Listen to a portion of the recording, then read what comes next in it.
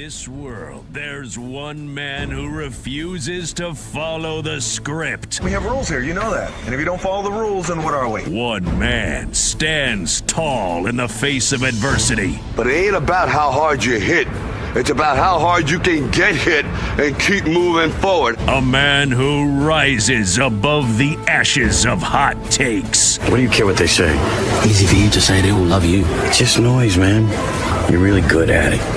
You might be great. That man is Nick Kostos. And this is You Better You Bet. If loving sports is wrong, I don't want to be right. Where narratives are challenged and the truth is spoken. I told you what was going to happen last week.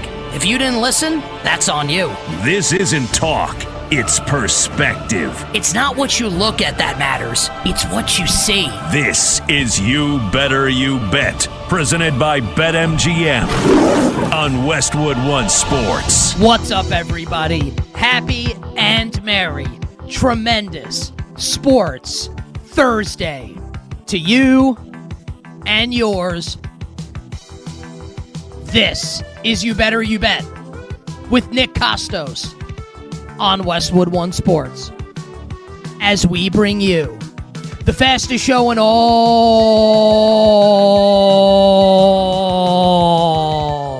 of sports. The show presented today and always by BetMGM. Make it legendary by downloading the BetMGM app and visiting BetMGM.com. And on this Thursday morning, it feels a little bit like Christmas. I would say it's beginning to look a lot like Christmas, but it's not. Thankfully, the weather is nice here in the Northeast. It is not looking like Christmas, but I'll tell you what, today might as well be Christmas.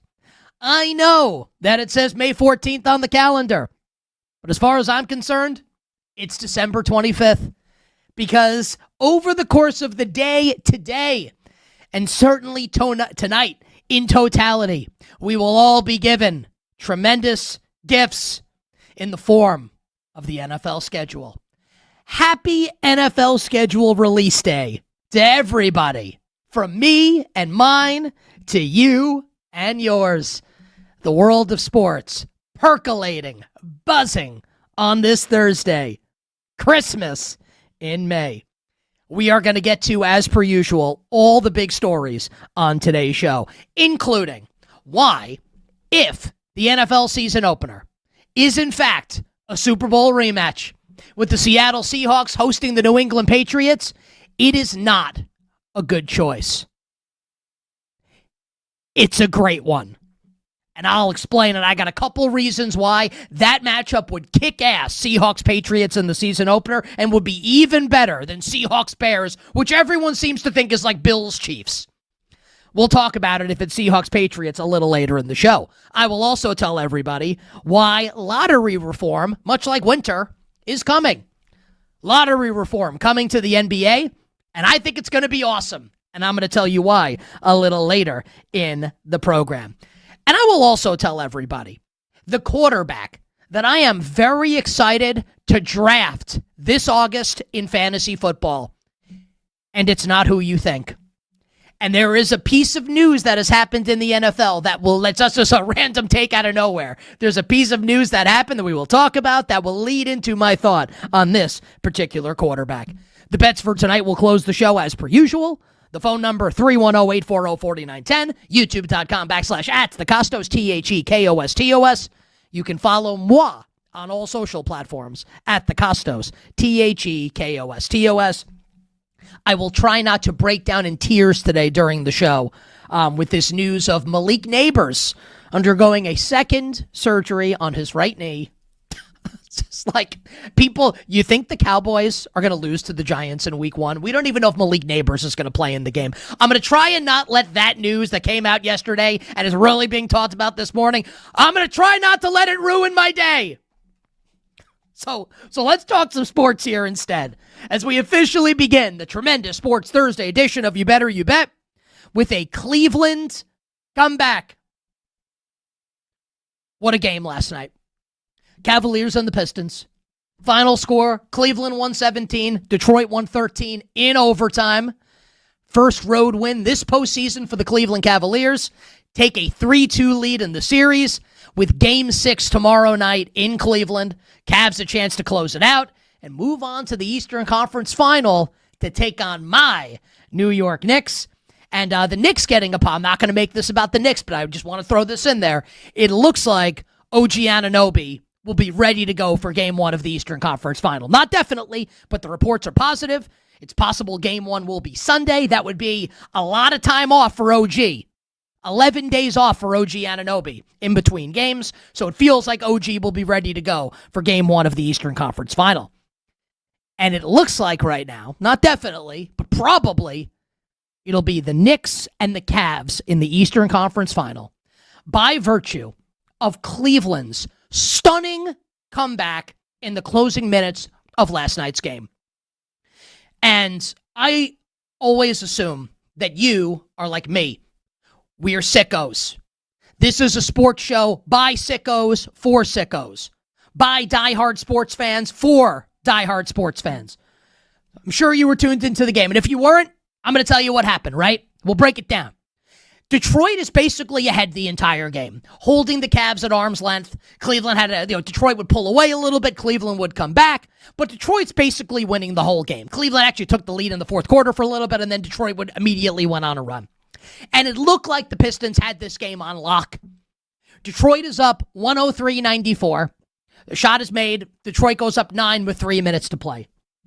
26 seconds passes. 2:34 to play. It is a 9-point Cavaliers deficit. From that point on, Cleveland outscores the Pistons in regulation 9-0 to send the game to overtime, and the Cavaliers pull away and win in overtime to take a 3-2 series lead and push the Pistons to the brink. What an incredible game, an absolute thriller, a white-knuckle affair. One of those games where you're watching it, and obviously the stakes are really high because it's Game 5 of the Eastern Conference semifinal. It felt like the stakes were ginormous, like the stakes were massive. As one of those where you're watching and you're on the edge of your seat. If you've got money on the game, obviously. If you don't have money on the game, you are just in ecstasy as a sports fan. What a great, unless you're a Pistons fan. In which case you're devastated. What a great sporting event last night. I can't believe the Cavaliers won the game. I also can't believe the Pistons choked it away. We'll get to Detroit, but we'll start with Cleveland here. I can't believe the Cavs won this game, given the fact that Donovan Mitchell was horrendous. Horrible for the first 48 minutes of the game. Now, I say the first 48 minutes of the game because he's good in overtime. He salvages his game in overtime with 7 points in the extra stanza, finishes with 21. But let's call a spade a spade. He was brutal in the first 48 minutes of this game. Like, carried by his teammates to a victory. He's like Matt Damon at the end of The Departed in that scene with Leonardo DiCaprio in the elevator. When Matt Damon goes, "Just kill me," the elevator opens, someone shoots Leo, and Matt Damon all of a sudden has a second lease on life. Donovan Mitchell might as well have been Matt Damon in the elevator. It looked like it was over for Mitchell. It looked like that would have been the lead of the show if the Cavs lose. Was Donovan Mitchell blew it in Game 5 after his amazing second half in Game 4. And the elevator opens, boom! Second lease on life. And he makes it happen in the overtime period. Now, me as a Knicks fan can only hope that Jalen Brunson and company will be like Mark Wahlberg at the end of the movie. And if you've seen The Departed, you know exactly what I'm talking about. Now, in the 1980s, when I'm growing up, and I was not really a fan of this cartoon. I was more of a Transformers guy. We talked about this with Danny Parkins yesterday. Transformers, He-Man, Ninja Turtles for yours truly. But there was a cartoon, like a kid's cartoon, in the 80s, which maybe you've heard of even if you're a little younger, because it's kind of become like a pop culture thing, right? Voltron. And in Voltron, there are these smaller robots, right, which are inhabited by people. And at the end of the episodes, they would all form together to form one big super robot named Voltron.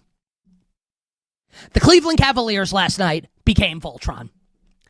Like, this is the vision for the Cleveland Cavaliers that the team had when they traded Darius Garland to the LA Clippers to bring James Harden in. To form this big four with Mitchell, Harden, Mobley, and Jarrett Allen. Voltron came together at the end of this game and in the overtime period. Evan Mobley, 19, 8, and 8, and was incredibly clutch down the stretch. And look, Evan Mobley has been criticized by me, by lots of other people, for his lack of aggression in this postseason. What can you say about him He was great last night in the closing stretches of this game. Hit a really clutch three-pointer, had a dunk down the stretch, a couple free throws to tie the game at the end of regulation. Full marks to Evan Mobley. Jarrett Allen goes for 16 and 10 and plays terrific defense in the game. And you know, as a Knicks fan, I'm anticipating that it's going to be Knicks-Cavs, right? I'm anticipating that in the Eastern Conference Final now. It could be Knicks-Pistons, probably going to be Knicks-Cavs. And this is the ultimate compliment, what I'm about to say. And look, as someone who, once upon a time during COVID, when, you know, there's not much to do, grow my hair out, I had, now I'm not as tall, or as athletic, or as handsome as Max Strus, or as rich. But as someone who once rocked like the man bun beard combination, I can appreciate Max Strus' style in this game and what he's rocking during this postseason. I already hate him. I don't even know that it's going to be Knicks Cavs yet, and he already annoys me because he's so clutch. He's so good. And look, James Harden's the MVP for them. We'll get to James Harden. I'm saving him for last because we're going to save the best for last. We will get to James Harden. He's the MVP for the Cavs last night. The second choice is Max Strus. 6 for 8 from 3. Absolutely fearless. Gets the ball and just chucks it up immediately. And I mean that in the best possible way. Like, great passing. Like, stole the ball from Cade Cunningham in overtime, leading to a 5-point play, basically, off of a Mitchell 3. Like, pickpockets Cade Cunningham, passes it for a layup. Max Strus was magnificent in the game, and he is one of the ultimate examples of a player where if he's on your team, you adore him. And if you're the fan of the opposing team going against the Cavs or the team that Max Strus is on, you hate him. And again, this is a wonderful compliment that I am paying him. The fact that I already hate him as a Knicks fan, and I don't even know if it's going to be Knicks-Cavs in the Eastern Conference Final. And that takes us now to James Harden. If we collectively, as sports fans, me and others in the sports media, if we are going to correctly criticize James Harden for playoff foibles in the past, for playing terribly, well below his expectation in a number of critical playoff games throughout his career, while also acknowledging that he's one of the greatest offensive players in the history of the game. That's true. Also, he has not been a good playoff performer. That is also true. If we're going to criticize him, then we also need to praise him when he plays well.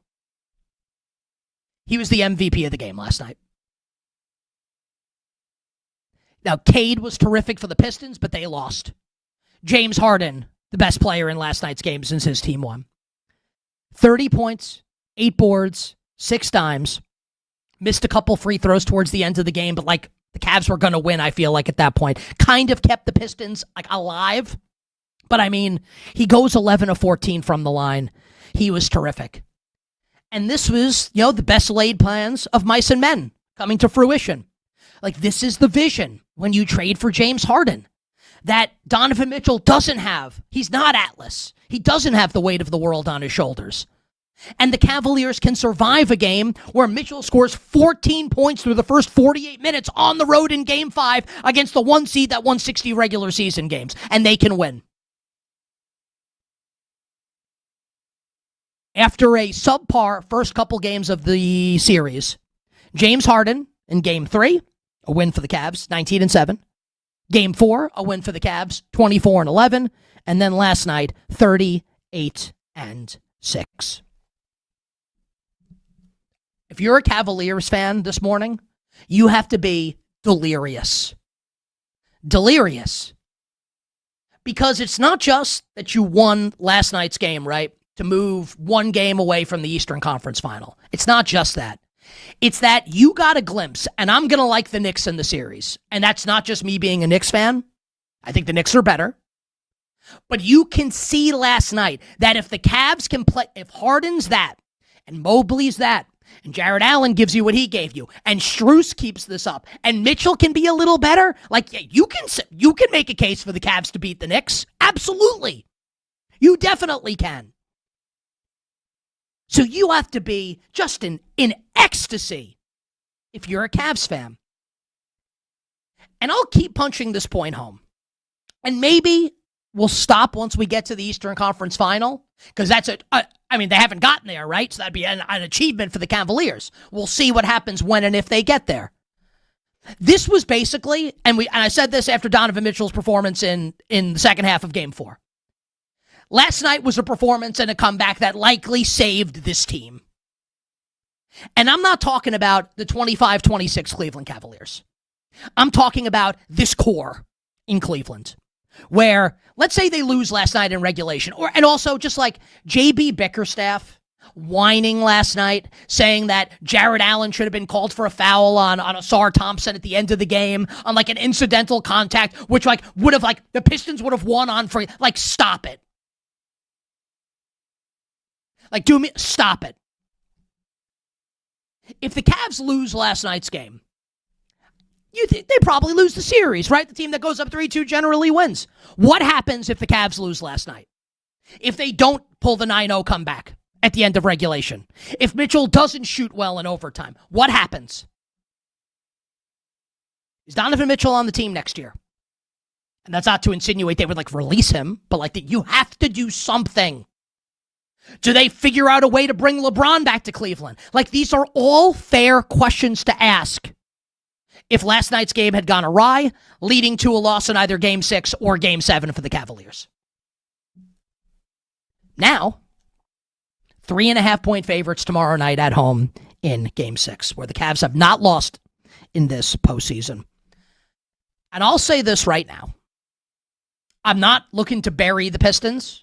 Detroit can obviously come back and win Game 6. They can win the series. They can, obviously. My guess is the Cavs will win tomorrow night. I may end up laying the points with Cleveland. I haven't decided yet. But what I do feel comfortable in saying right now, if you're a Cavs fan, if you're someone that has bet the Cleveland Cavaliers to achieve anything in this postseason, win the series, win the East, win the championship, you'll lose the last one. The others are still potentially in play. If you're a Cavs fan, you better hope they win tomorrow night. This is your shot.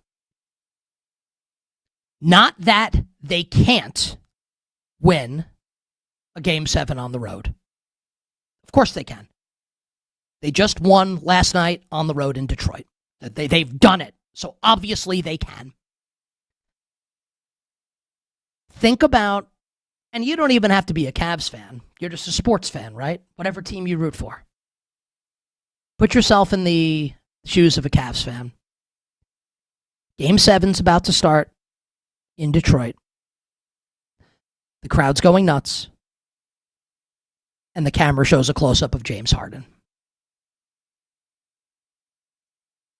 I don't say that to be disrespectful to Harden, who was magnificent. Again, he was the best player on the team that won the game last night. But we know about his playoff history in Game 7s.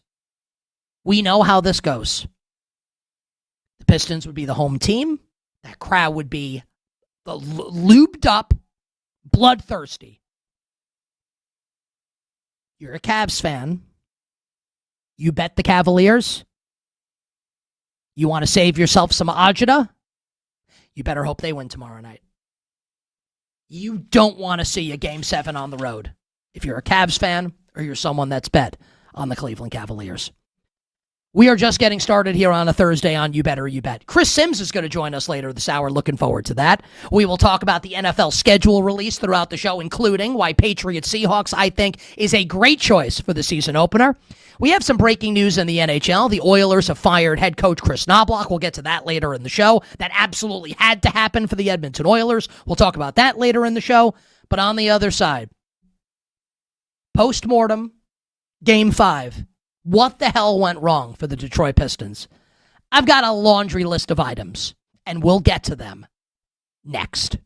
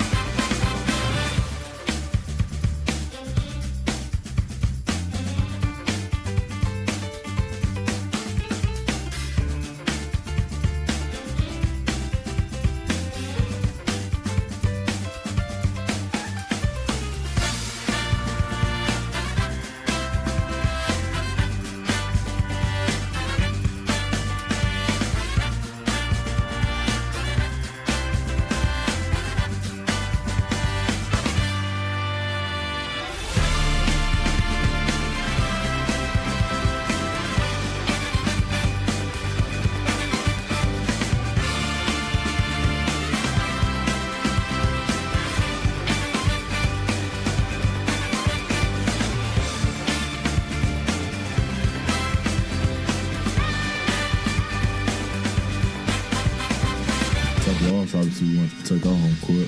We failed to do that. Being up 3-2 is an advantage for them. It's first 4 wins, though. We know that. We've had our back against the wall before. At the end of the day, if we can't win a game on the road, how far are we really going to get in the playoffs? How far are we going to get in the league? So. Now, back to You Better You Bet with Nick Kostos on Westwood One Sports.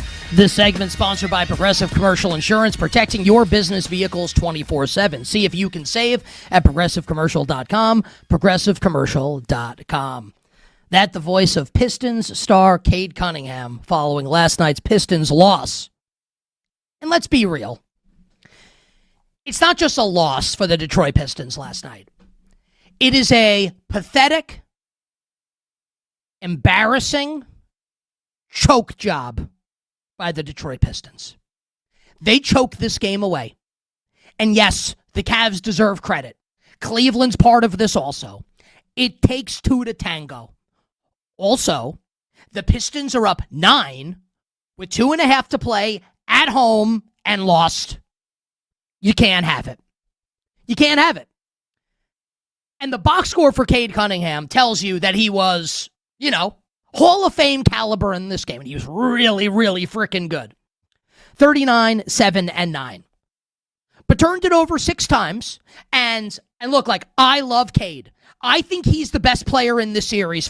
I think he's better than Donovan Mitchell. I think he's better than Harden. He's the best player in the series, Cade Cunningham. He's got to slow the tide going against them. He's got to be able to put that game away. The anatomy of a collapse over the final 2.5 minutes of that game. Cleveland needs all of it. They cashed like a 7-leg parlay, what they needed to happen in order to send this game to overtime. Cade Cunningham needed to be able to stop it.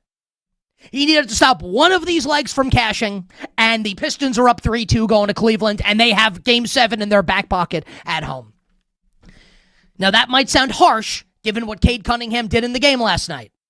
I acknowledge that it is a little harsh, but that's the standard I hold him to.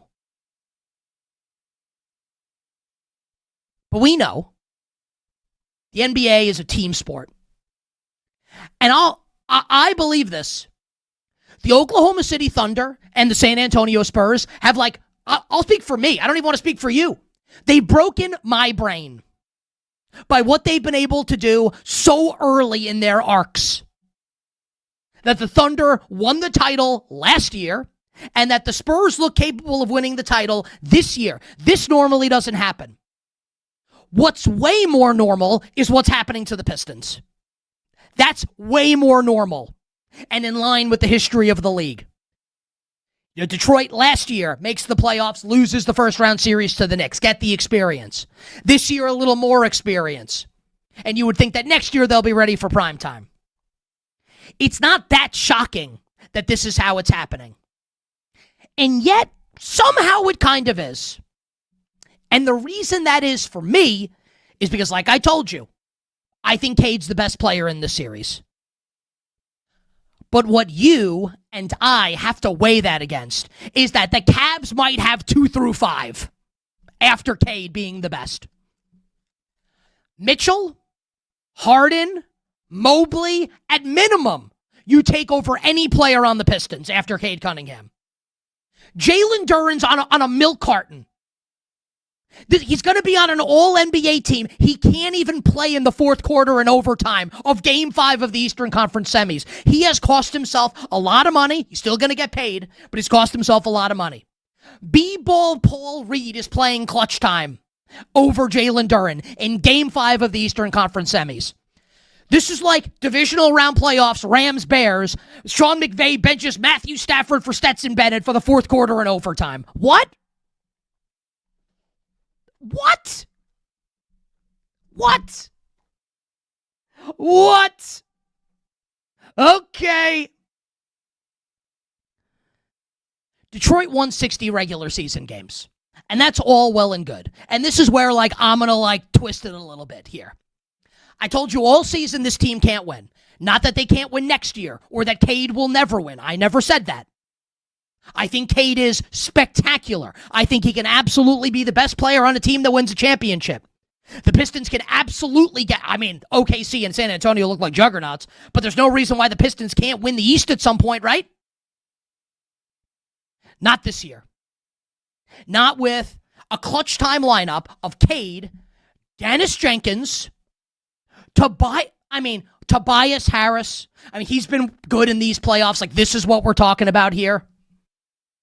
This is what B-ball Paul, like Jalen Duren can't even sniff the court. You know how bad that is? I like Asar Thompson. Is that a championship level clutch closing five? Come on. Come on. I feel a little bad for Cade Cunningham, but he'll get his time. He'll be there at some point. He's too good. But bottom line, tell the truth. And I liked the Cavs before the series. Tell the truth. Who's better, the Cavs or the Pistons? Who's more talented, the Cavs or the Pistons? Detroit has the best player, Cade Cunningham. The Cavs have probably the next four after that. And I think that is the main reason why Cleveland will move on to the Eastern Conference Final, and the Pistons will be licking their wounds this offseason, wondering what went wrong after a 60-win regular season. Here's the answer. They don't have enough talent. They don't have enough talent. You know who is very talented? NBC Sports NFL analyst, the great Chris Sims. We'll take a break, and on the other side, Chris Sims joins me, Nick Kostos, here on You Better You Bet, to talk the NFL schedule release, all things National Football League, here on a Thursday morning.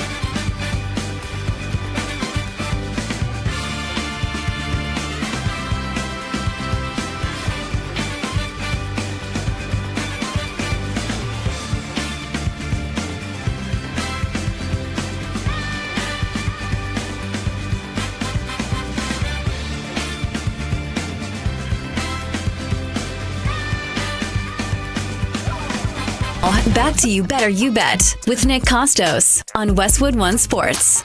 The PGA Championship starting in just a little bit here. Not that much more time for BetMGM players to receive a PGA Championship boost pack. To use the tokens from the pack, add PGA Championship wagers to your bet slip and activate the token. If you win that wager made with the token, you'll receive extra winnings and unrestricted bonus dollars. Download the BetMGM app today. Joining us right now on the show to talk some National Football League. And now I've talked to him a couple times. I don't know if I've ever told him this. Is a weird way to start an interview. Christmas 1990. So it was right before the Giants win Super Bowl 25. I got for Christmas, and I wore it for a week straight, a Giants kid's helmet. I was 7 years old, and a Phil Simms jersey. I wore it for a week straight. Phil's son, NBC Sports star NFL analyst, joins us now here on the show. Is that weird for you to hear that I wore your dad's jersey for a week straight at 7 years old? Not at all. Absolutely not. I mean, I love it. I do. There's a part, and I think you can understand it, or anybody can understand it. I'm probably more proud of my dad and his career than I am of myself or anything. I mean, that was a special part of my life. That was a cool year because they did win the Super Bowl, but it was an odd time too because my dad broke his foot probably a week or 10 days before that, when he was the number one rated quarterback in football. And of course, the Giants were very good. And, that was tough to watch Jeff Hostetler and the Giants win the Super Bowl without your dad, who you knew, it meant so much to him. But regardless, no, always love to see the Big Phil jerseys out there for sure.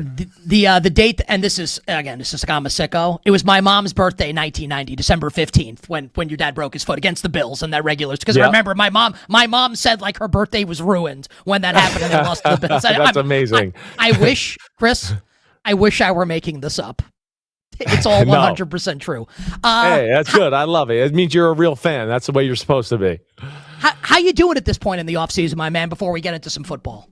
Oh, I mean, this part of the offseason is kind of like where you get to kind of take a deep breath, at least for somebody like me. During the season, I evaluate, I do podcasts, I'm writing notes, watching films, send it to my producers. We really kind of get in the weeds about football and evaluations of teams and stuff like that. When the season's over, it goes right into free agency, the combine. Then I'm inundated with that film and catching up with the draft prospects. Now I can kind of just react for news and have fun here a little bit. I am getting my Chris Simms top 40 quarterback countdown all together here. I'm going to start unveiling that on Monday. But this is a good time of the year, and we got a little summer break. There's a light at the end of the tunnel here to have a few weeks off. That's always fun to recharge before the year starts again.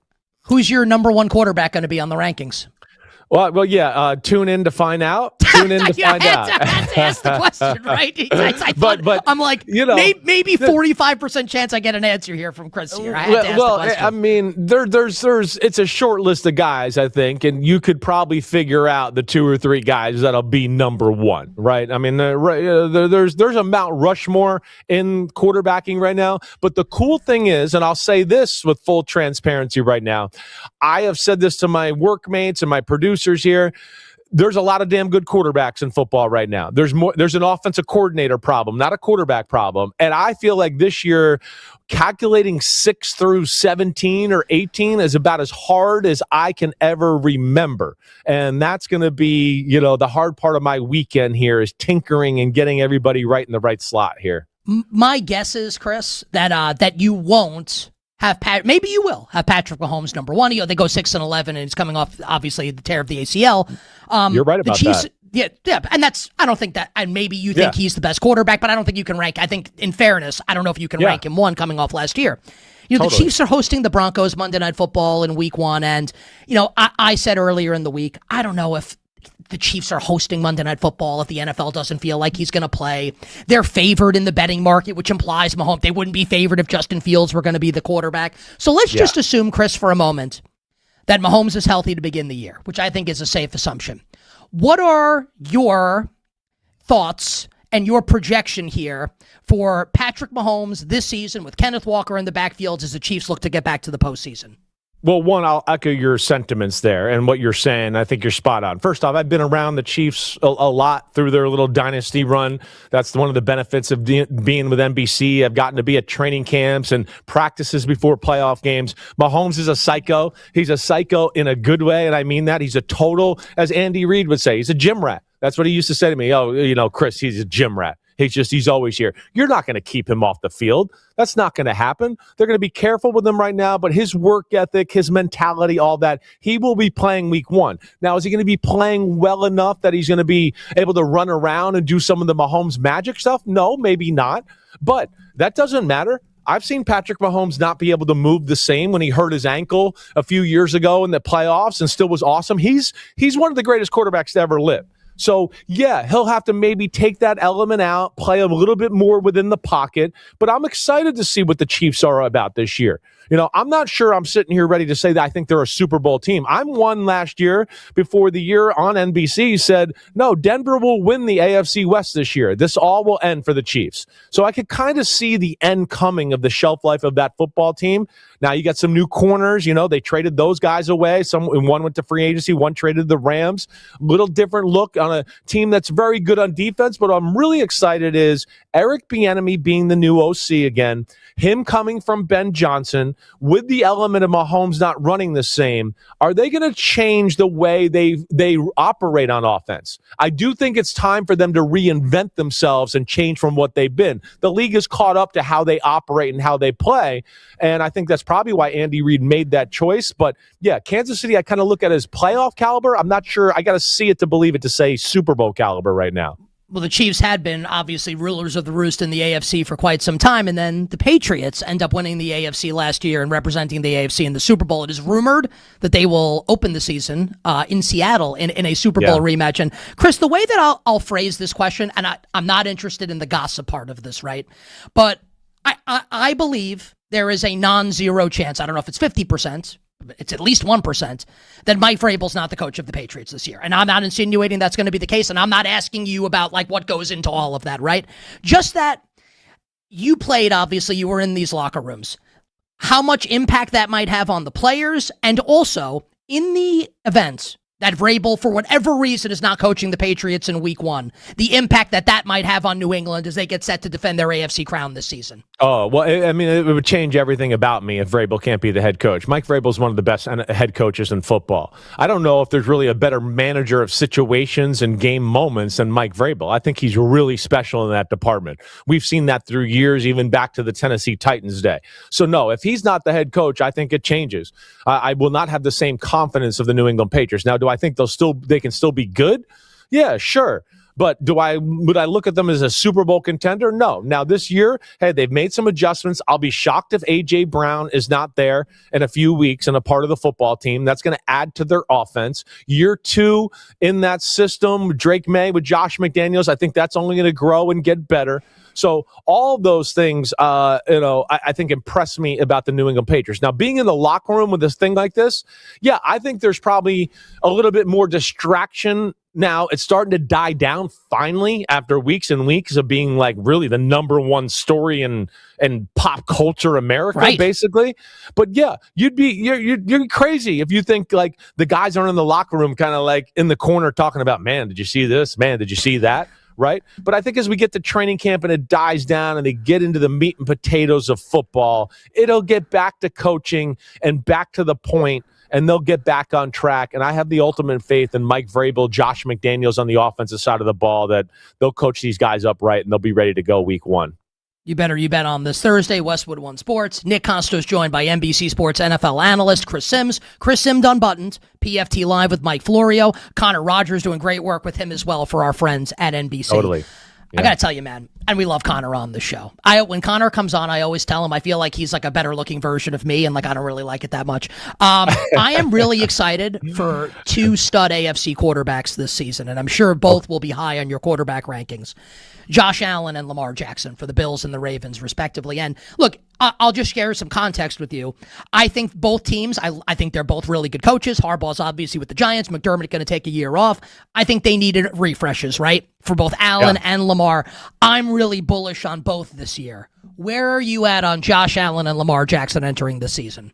Yeah, they're well, I mean, I just said this, on PFT when I was talking to Florio because they came up.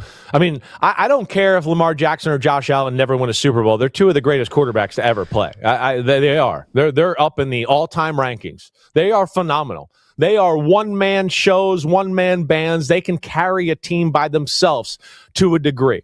I'm with you with Baltimore. right? Baltimore, the team itself, I'd be shocked. Jesse Minter's a defensive genius and, of course, knows that Raven culture to begin with. I look at their roster and I go, yeah, I think the Ravens can be right back in the mix of things in the AFC. Now, the Bills, listen, I've been a guy that's been telling people for years to go, hey, I like the Bills. I don't think they should have fired Sean McDermott. I'm a believer in that. What I've said about the Bills for about 4 to 5 years now is they don't have the elite players to be in the Super Bowl window. They just have Josh Allen. So we go, oh, wait, they're a Super Bowl team. It's almost like Aaron Rodgers back in like 2014 and 2015 and 2016, where I'd go, they're not that great. He's just amazing. So we're going to put them in the Super Bowl conversation every year. And I give them a fighting chance this year. We'll see. Joe Brady, certainly. Maybe some new coach energy bump there. DJ Moore on the offensive side of the ball. The first time I really feel like maybe since Stephon Diggs' first year in Buffalo that they have a guy where you go, wait, they can throw a slant and he might run the rest of the 70 yards for a touchdown. They haven't been able to do that. James Cook's been the only guy on that team that's been able to make big plays and take pressure off the team. If he doesn't do it, it's like, hey, Josh, can you do 7 cartwheels, a flip, and then throw a sidearm laser 80 yards down the field and break 4 tackles while you're doing it? Then we'll win the game. And that, to me, is what I still got to see from Buffalo. Good roster, but I don't always look at it as elite, and then not enough game changers on both sides of the ball. I have a contrarian take. Yeah. Contrarian to most people. And I think you're going to agree with it, but I want to make sure. So your relationship with Niners head coach Kyle Shanahan is well documented, right, throughout the years. Yep. I think he's the best. And I think this is the year that they break through. The Niners are going to be my pick to win the Super Bowl this year. And I feel like everyone likes the Rams and everyone likes the Seahawks and everybody likes your teams in the AFC. And everyone's kind of sleeping a little bit on Kyle and the 49ers. Hot take or just right? Chris Sims' opinion on my thought on the San Francisco 49ers this season. I think it's time. Well, I listen, I echo your sentiments on Kyle Shanahan. I mean, listen, you heard Troy Aikman on Monday Night Football late in the year. He goes, if I was the GM of a team and I had to start a team, I'm hiring Kyle Shanahan. So Shanahan, it doesn't matter who you talk to. You know, people know I'm friends and with him, of course, great friends with him. And when I talk to other coaches, they're always like, oh, your boy Shanahan. Oh, my gosh. Nobody's doing what he's doing on offense. Maybe Ben Johnson now is up there. But, yeah, so Shanahan's awesome. But, like, you bring it up. I mean, the NFC West is real. Arizona is real. So as much respect as I have for you. I don't mean that disrespectfully. Is Arizona real? I don't mean that disrespectfully. I think they're going to be better for real. I think they're going to be a pain in the butt. That's what I meant to say. That's more like it. You were about to disrespect my opinion. Please continue. I'm going to go that it's I think it's. If you made me go, I'd go. No, I think they're a playoff caliber team. I don't quite see Super Bowl yet with this roster. I don't. I was amazed with what they did last year at 12-5. Now, within 12-5, it's crazy you would go third place in your division that way, which is just unbelievable. But yes, I don't think they're as talented as the Rams or the Seattle Seahawks. And they got a few situations there where they got to deal with, and the Brandon Ayuk and that too. So I still look at them as a high-quality team. I'm not sure I think about them as highly as you do. I'll say that. We had about 60 seconds. My final question, and I think you're the perfect person to ask, is played quarterback in the NFL, right? So the Rams draft Ty Simpson. This is not like should they have drafted Ty Simpson. That's not the point of this. I see Sean McVay's press conference, and like he can say what he wants, and like, oh, he's acting and he's doing it for Stafford. It felt a little bit to me, I'm conspiracy theorizing here, a little bit like thou doth protest too much. Like, why do you need to explain this to the degree that they explained it? Do you think that I'm looking too far into this, or is there trouble in paradise for whatever it is with the LA Rams, with McVay and Snead and Stafford and Simpson? 60 seconds for the answer. Final question. I was just like you when I first heard it, right? And when I first saw it, I went, damn. I mean, did Les Snead pick somebody that Sean McVay didn't believe in at the quarterback position? Like, what the hell's going on? Now, if I'm the Rams, I'll clearly state I would not have taken Ty Simpson at pick 13. Not right now while you're in the Super Bowl window and you can have a big-time difference maker. And I think Matthew Stafford, of course, we know is still playing awesome football. So I didn't understand the pick. But no, I know this, and I was just in London actually last week, and I went to the Arsenal match, and Sean McVay was there. And great game. Sean, yeah, VAR it was a great decision. game. That VAR decision was something else for Arsenal, right? They win the game 1-0. Right. Exactly right. So, but either way, I asked McVay flat out, and I told him they had a little bit of an argument about something else, right? And I'm not going to share all of that with you, but it was it had nothing to do with that. There was a little bit of a heated argument about another topic right before they went out there, and that's why Sean was kind of acting the way he was, right? So I don't think there's trouble in paradise. I do believe McVay and Les Snead are on the same page, lock, stock, and two smoking barrels, and the Rams, of course, are in the Super Bowl window. Listen, man, the NBA playoffs are winding down. Hockey's winding down. We need the content. We need I'm not joking. We need the Chris Sims top 40 quarterback rankings, my friend. You'll be working on that this weekend. I love having you on the show. I sincerely appreciate it, my man. Hey, anytime, man. You know where to find me. If you need me again, I'm here for you, dude. The great Chris Sims, NBC Sports NFL analyst. The quarterback rankings are the best. I can't wait to talk about them on the show moving forward. How about that? That was a nice little nugget on Sean McVay at the end there. That Arsenal match last weekend was something else. We've talked about that a couple times on the show. Hour 1 done, hour 2 for you coming up on the other side. New York Knicks legend Stephon Marbury starts us off right after this.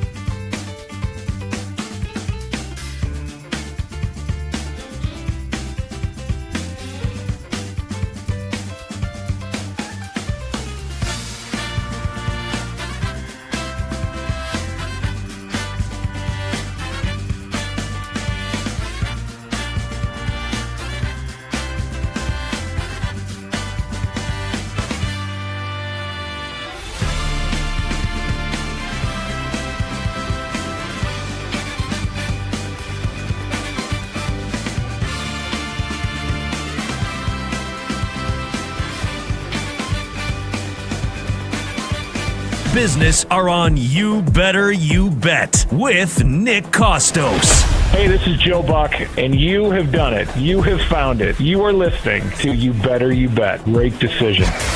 Hi, this is Kevin Harlan of CBS, Westwood One, and TNT, and I'm listening as you do every day to You Better You Bet with the most handsome single man in the radio business. A man who, if I was not married for 38 years, I might consider myself the kind of guy that can electrify a listening audience and a crowd of bystanders watching him do what he does so well each and every day. Continue to listen right here on You Better You Bet. This is You Better You Bet on Westwood One Sports, brought to you by BetMGM.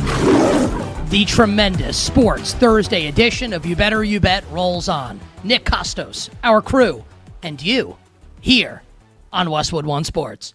Love the first hour of the show, breaking down last night's Game 5 with the Cavs and the Pistons.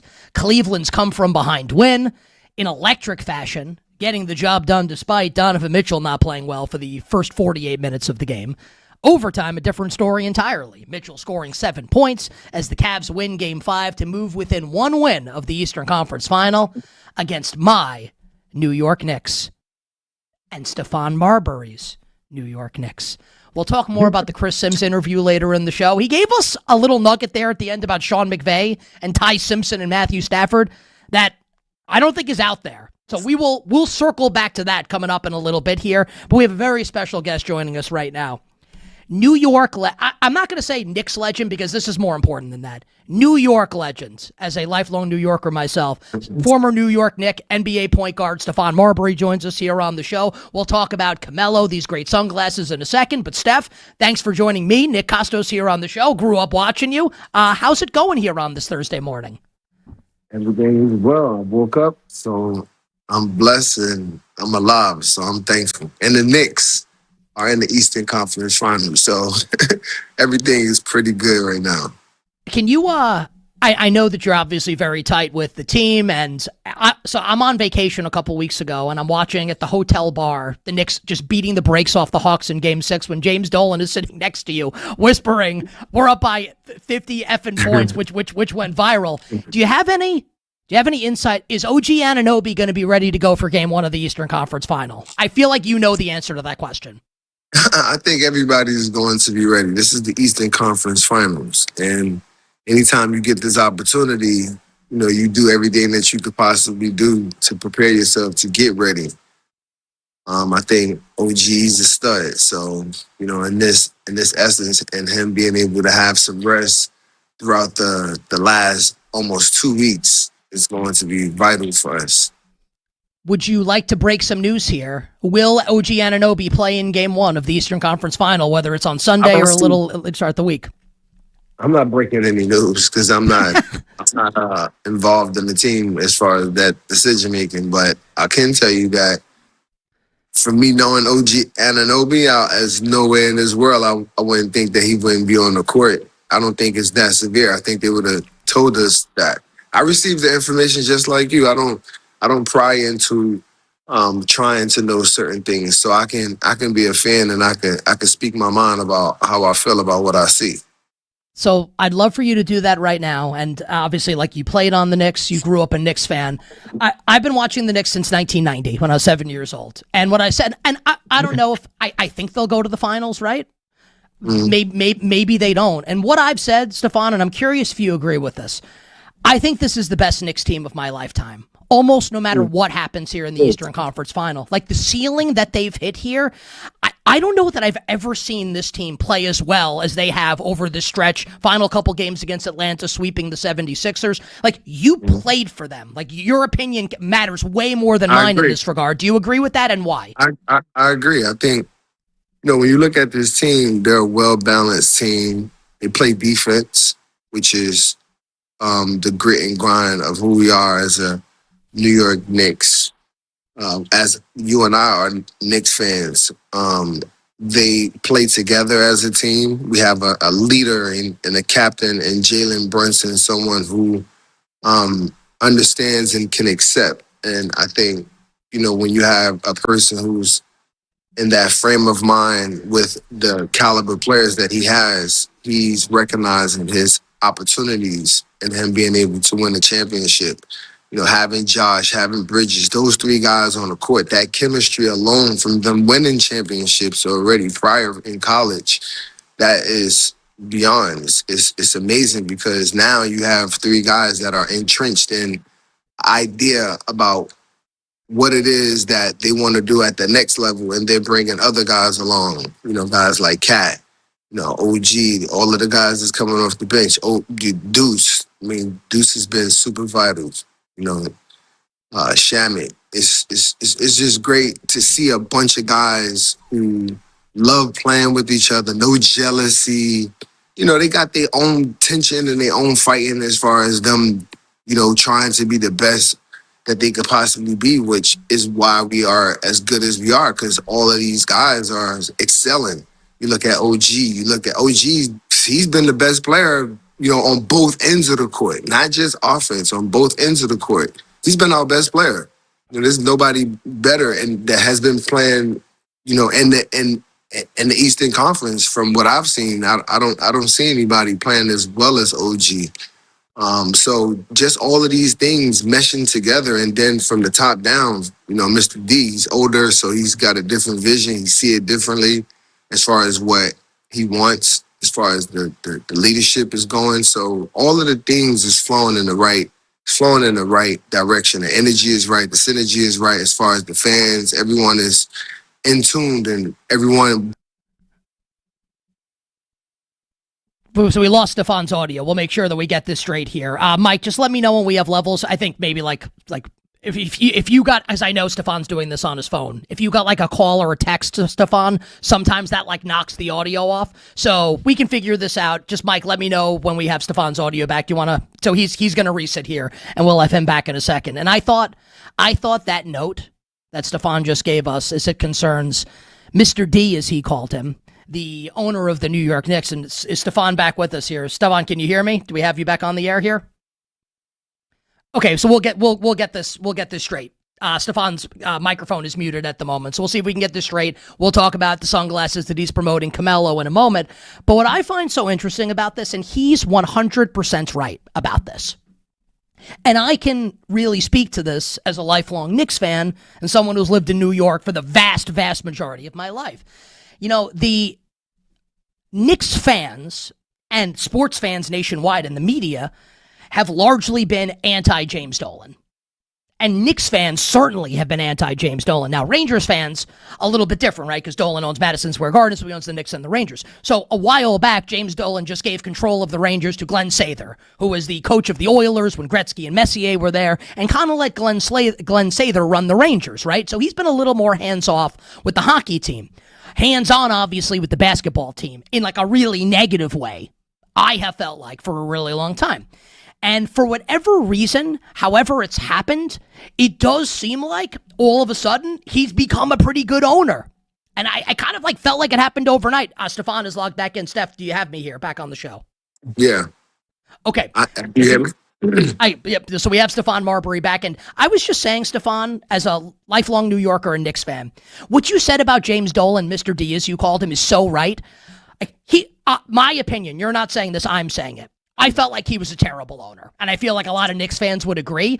I don't know what's happened, but now I feel like he's like a really good owner, and you said it, like maybe he's gotten a little older. What's been the biggest change from your vantage point in James Dolan from the way he used to operate to now? We're winning. Is that it?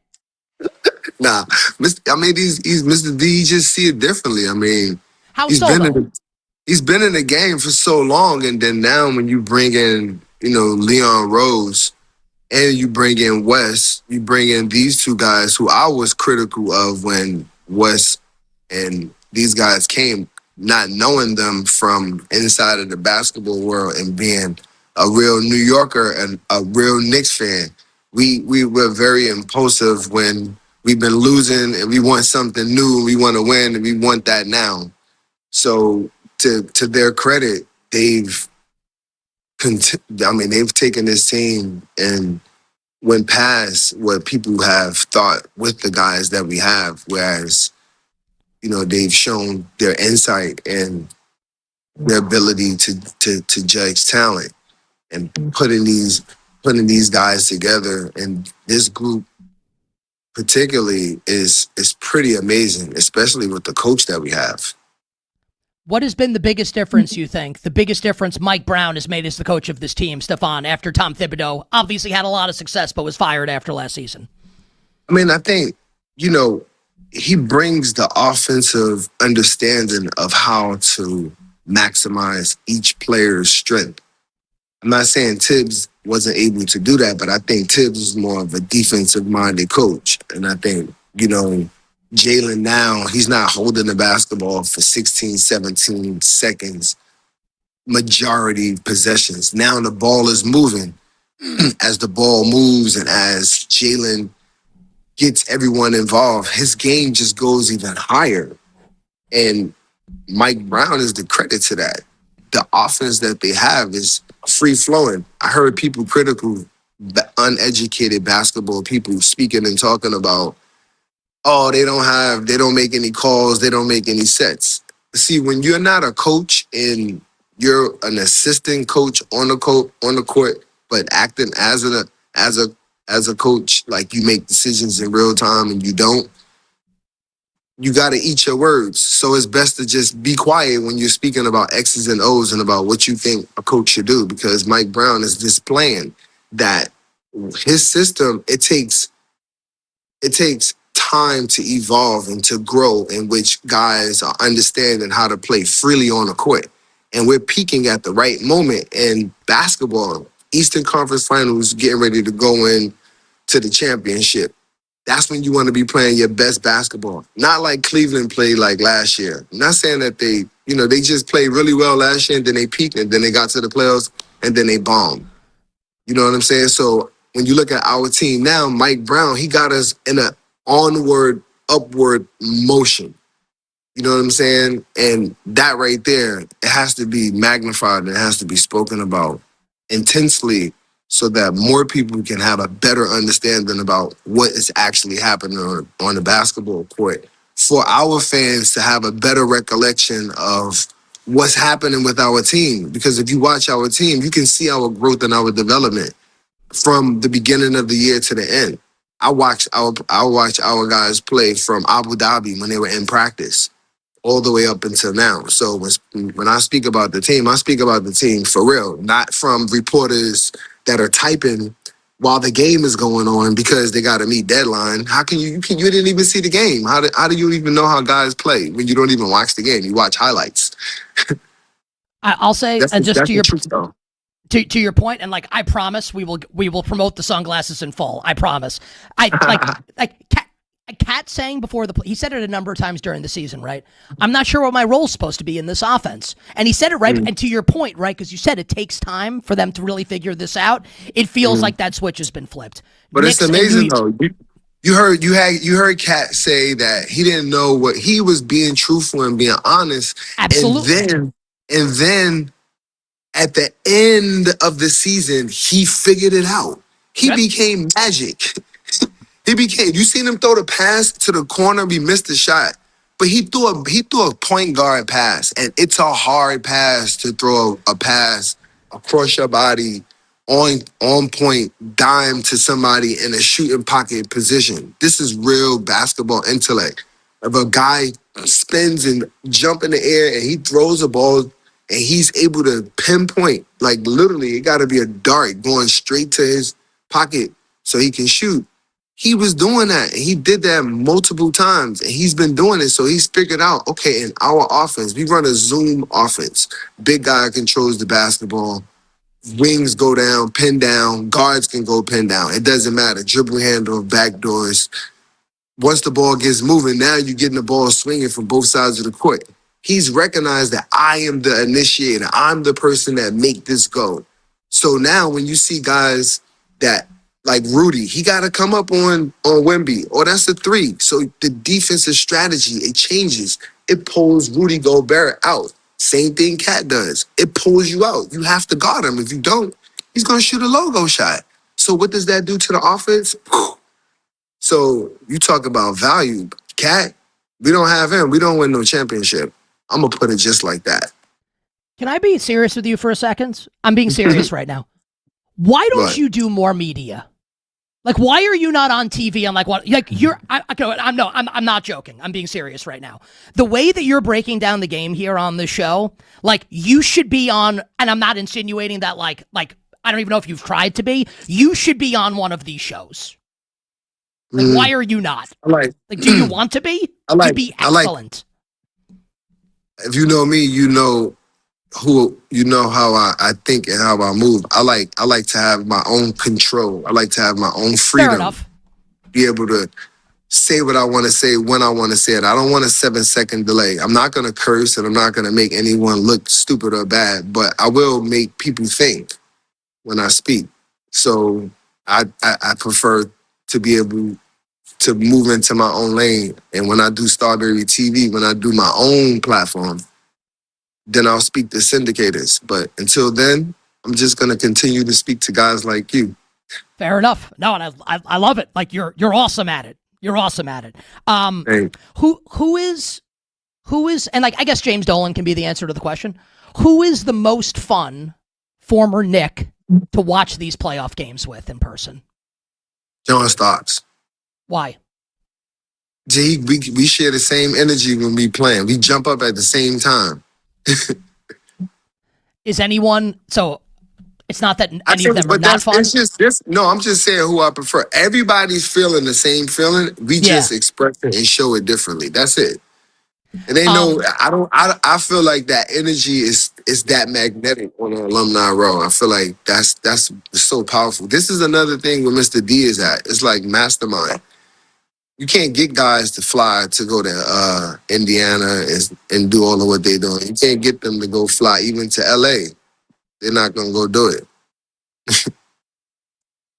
And you guys are at all these games. And you guys are at all these games. And it's awesome. Yeah, you want to go. I mean, first of all, it's the Garden. Second of all, and Knicks fans love it. And Knicks fans like me love it when you guys are there. I love it. I'm a Knicks fan. I love that all of the alumni go. I take myself outside of being one of the players because that's my team. That's my team. I'm not just saying this. I had a pair of Starburys back in the day. I had like no money, and here's like they had like $15. I was like, I had the all white pair. They're coming back out. They're coming back out. Tell us about that. I mean, I went to China when I left.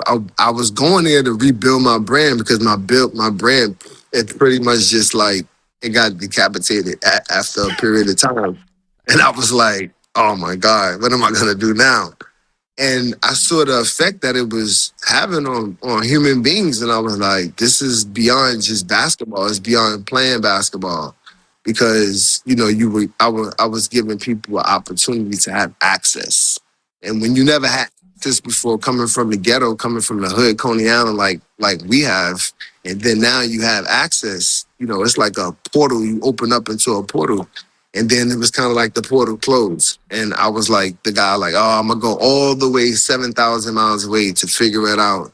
And now here I am 16 years later. So, it's great. I'm talking with Game 7, the brand that works inside of Madison Square Garden right now, selling product. Their product is dope. I'm really feeling a vibe. I love the Game 7 atmosphere of like thinking Game 7. You know what I'm saying? I've never been in a Game 7 playing in the championship as a pro. I mean, some people look at it, it's like, wow, you've never been in. I was like, nah, not the NBA, but a little bit different, another place where it's 400 million people that play basketball. I just, I remember like one of my buddies had a pair of, remember Jay-Z sneakers, the S. Carters, like the all-white pair? And I was like, well, I can't afford those at the time. And I love the Starburys. I'm really happy they're coming back. Can I ask you a question as a New Yorker? Someone who's like, you've lived here, you've lived in other places also, but you lived in New York. I've been here basically my whole life. A lot of people say that New York City, the city, is not what it used to be. What do you think of the current, and this does not have to be a political thing, but what do you think of the current state of New York City? Just basketball aside, just the city itself. I mean, I think it's in a shift in the next generation and the next wave. Those people that lived in New York for 50, 60 years, they're getting older and they're, as my mom passed on last year, June 11th, they're passing on as well. As, and that's just the cycle of life. And I think the cycle of life is happening as far as the way how people are living. So I think when you look at New York, if I see the vision of what is happening as far as no cars that, electric cars only, and seeing bikes being driven, and Fifth Avenue, instead of it being Fifth Avenue, you just see greenery all the way down. And by greenery, you mean actual flowers, not marijuana, yes. Because you can't. Like, so you walk around, because you walk around, you get stoned just walking around Midtown Manhattan. That's I'm saying that, not you. You're not gonna stop that. But at the same time, when you have this new environment in which it's allowed by the government, then you see the next generation of kids thinking differently because they have more they have access. Look, we had to go to encyclopedias and dictionaries. These kids just ask Siri. Right. And Siri just tell them everything. And it's no thought, it's just them program opposed of critical thinking, and which is super vital and super important. Encyclopedia Britannica, Microsoft Encarta back in the day. It's just like trip down memory lane. You have been exceptionally generous with your time. We will spend some time promoting Camelo now for you. So this is Camelo, and you are Camelo. Say it like this. Hold on, do it with me. Ready? Camelo, baby. Camelo, baby. There you go. Camelo, baby. Would you believe me if I told you that before you logged on, I said it correctly like 5 times during the break? Let me tell you something. It's a conversation starter, and I told my team when all the the founders, I said to them, I said, look, this name is going to be it's going to be a conversation starter because people will always say Chamelo, Carmelo, right? So I got many the Knicks different thing in my head. You're right. That's kind of where it came from, like Camelo, like Carmelo. Literally, it's the conversation starter. It's Camelo. Camelo. Yeah, there you go. So Camelo, you are the chief brand officer and the co-founder here. You're wearing the sunglasses right now. Tell our audience about it and where they can find it and get the people excited. So these are dragons right here. These right here, they go in and out. So you can change the tint. Ooh. Right? You see the tint changing? So basically, it changes tint in 0.1 seconds. It's the new state-of-the-art technology that came out, speed-wise, to be able to make the glasses do that at that speed. There are other products out there, but ours, because of speed, we're faster. So we have prismatic, where we have 4 different color styles. And just recently, we launched with the NBA in partnership, and us doing, we can make all of the glasses for every team. Lakers, Boston, OKC, San Antonio, Knicks. These are the glasses that we will be dropping at the NBA store this Saturday at 4 o'clock. I'll be there between 4 and 6, and we're going to take pictures, sign autographs for the kids, do all of that. I think they're going to have some tributes about when I used to play. Because a lot of kids, they never really see me play basketball before. They just hear me speak and talk. So when they hear me speak and talk, it sounds right. But then when their parents say, you need to watch him before you start making comments about saying if he can play or not. I say we, I don't play, but I like the team. Are we going to win the title? I believe so. Oh my God. Please. I believe so. Hey man. Yeah, you're awesome, first of all. Very generous with your time. A sincere congratulations on these entrepreneurial ventures, whether it's Starbury coming back, Camelo, the sunglasses. Our show chat, by the way, when you did the thing with the tint, everyone was like, OMG. That's really sick. Hey, and condolences on what you said about the loss of your mom. I just wanted to tell you that as well. And I appreciate that. I really appreciate the time on the show. Hopefully we get the chance to do this again. Thank you. I appreciate you. You're great as well, my brother. New York Knicks, New York legend Stephon Marbury here on the show with Nick Kostos here on You Better You Bet. Yeah, we'll hopefully get the chance to do this again. I really enjoyed that. What a good dude. First off, that's the most important thing. I meant what I said to him. And look, people can do what they want, right? He doesn't have to do TV if he doesn't want to. He probably should. He's really good. And he's so right what he said about Karl Anthony Towns and the free-flowing Knicks offense. I really, really, really enjoyed that. And look, I'm a New Yorker and I'm a Knicks fan, so of course, like I'm predisposed to liking things like that. But how do you not? How do you not? We'll go from one stud athlete to another. Joining us on the other side, Los Angeles Chargers first-round pick, University of Miami edge rusher Akheem Mesidor. Here, you better you bet on Westwood One Sports.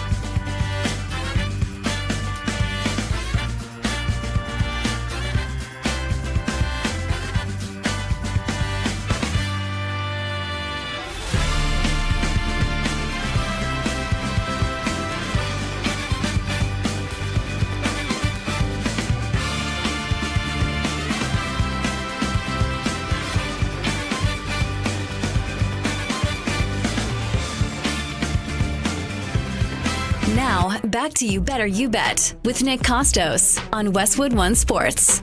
Back here on You Better You Bet on this Thursday, Nick Kostos and you on Westwood One Sports. And joining us right now on the show, a very special guest, the 22nd overall pick of this year's NFL draft of the Los Angeles Chargers from the University of Miami. Very talented edge rusher, Akheem Mesidor. Akheem, really appreciate the time. How's it going? Congratulations on going in round number 1 to the Chargers. Thank you. Everything's going well. Awesome. Sorry. I want to start with this. Just doing some research on you, just aside from watching you dominate this past year in Miami and taking the Hurricanes to the national championship game along with Ruben and others. You grew up in Canada, in Ottawa. Tell us about that and your transition from Canada to the United States. Yeah, it wasn't nothing crazy. I grew up in Ottawa, Ontario. Everybody asks me, what's it like? Canada is really pretty much the same as here, just a different government, I guess. Football is about the same. I played a few years with Canadian football rules, a few years with American football. And once I came to the States, it was really no different. Football is football. I play D-line, so I'm not in coverages. I don't have to worry about 11 or 12 men on the field. So it's pretty easy transition. Are you a Senators fan? Like, were you watching them in the playoffs this year against Carolina? Are you a hockey guy? No, I've actually never watched a full hockey game in my life. Are you like the only person that grew up in Ottawa that was not into the Senators? Just from what I can understand here in New York, it feels like everyone in Canada is so hockey crazy. That seems like you may have been unique in that regard. Me and all my friends, so it just wasn't popular in my friend group. All right, let's talk about your season last year at Miami. You guys were unbelievable going to the national championship game, obviously coached by Jason Taylor. What made you guys, and you specifically, such a special defense and player last season for the Hurricanes? As a defense, it was just everybody wanted to be there. We had an older defense, so a lot of guys had experience. When it came to our D-line, me and Ruben ran that room, and we set the tone. We really set the tone for the whole defense, but then you had guys with experience in the linebacker core, and then we had really good DBs and two safeties who really just led that DB room. So, and then for me personally, I really just want to prove everybody wrong, or if you did root for me, prove you right. Really, I was trying to put on a show and show people I can play good ball. What were you trying to prove? Like, what were the people saying that you wanted to prove them wrong? Like, what motivated you? It was just the lack of recognition, I guess. Nobody knew. A lot of people didn't know who I was, or just thought I was just another old guy on the team. A lot of people always talk about my age, but there's a bunch of 25-year-olds in this country that you've never heard of. So it's a testament to me, I guess. But I just want to show guys I can play ball and play really good ball, actually. So I'm a gigantic football fan, right? In addition to doing the show, I've loved the NFL my whole life. And like a lot of my friends obviously love the NFL. And we are like NFL diehards and junkies, college football diehards and junkies. And I give you that to now tell you this.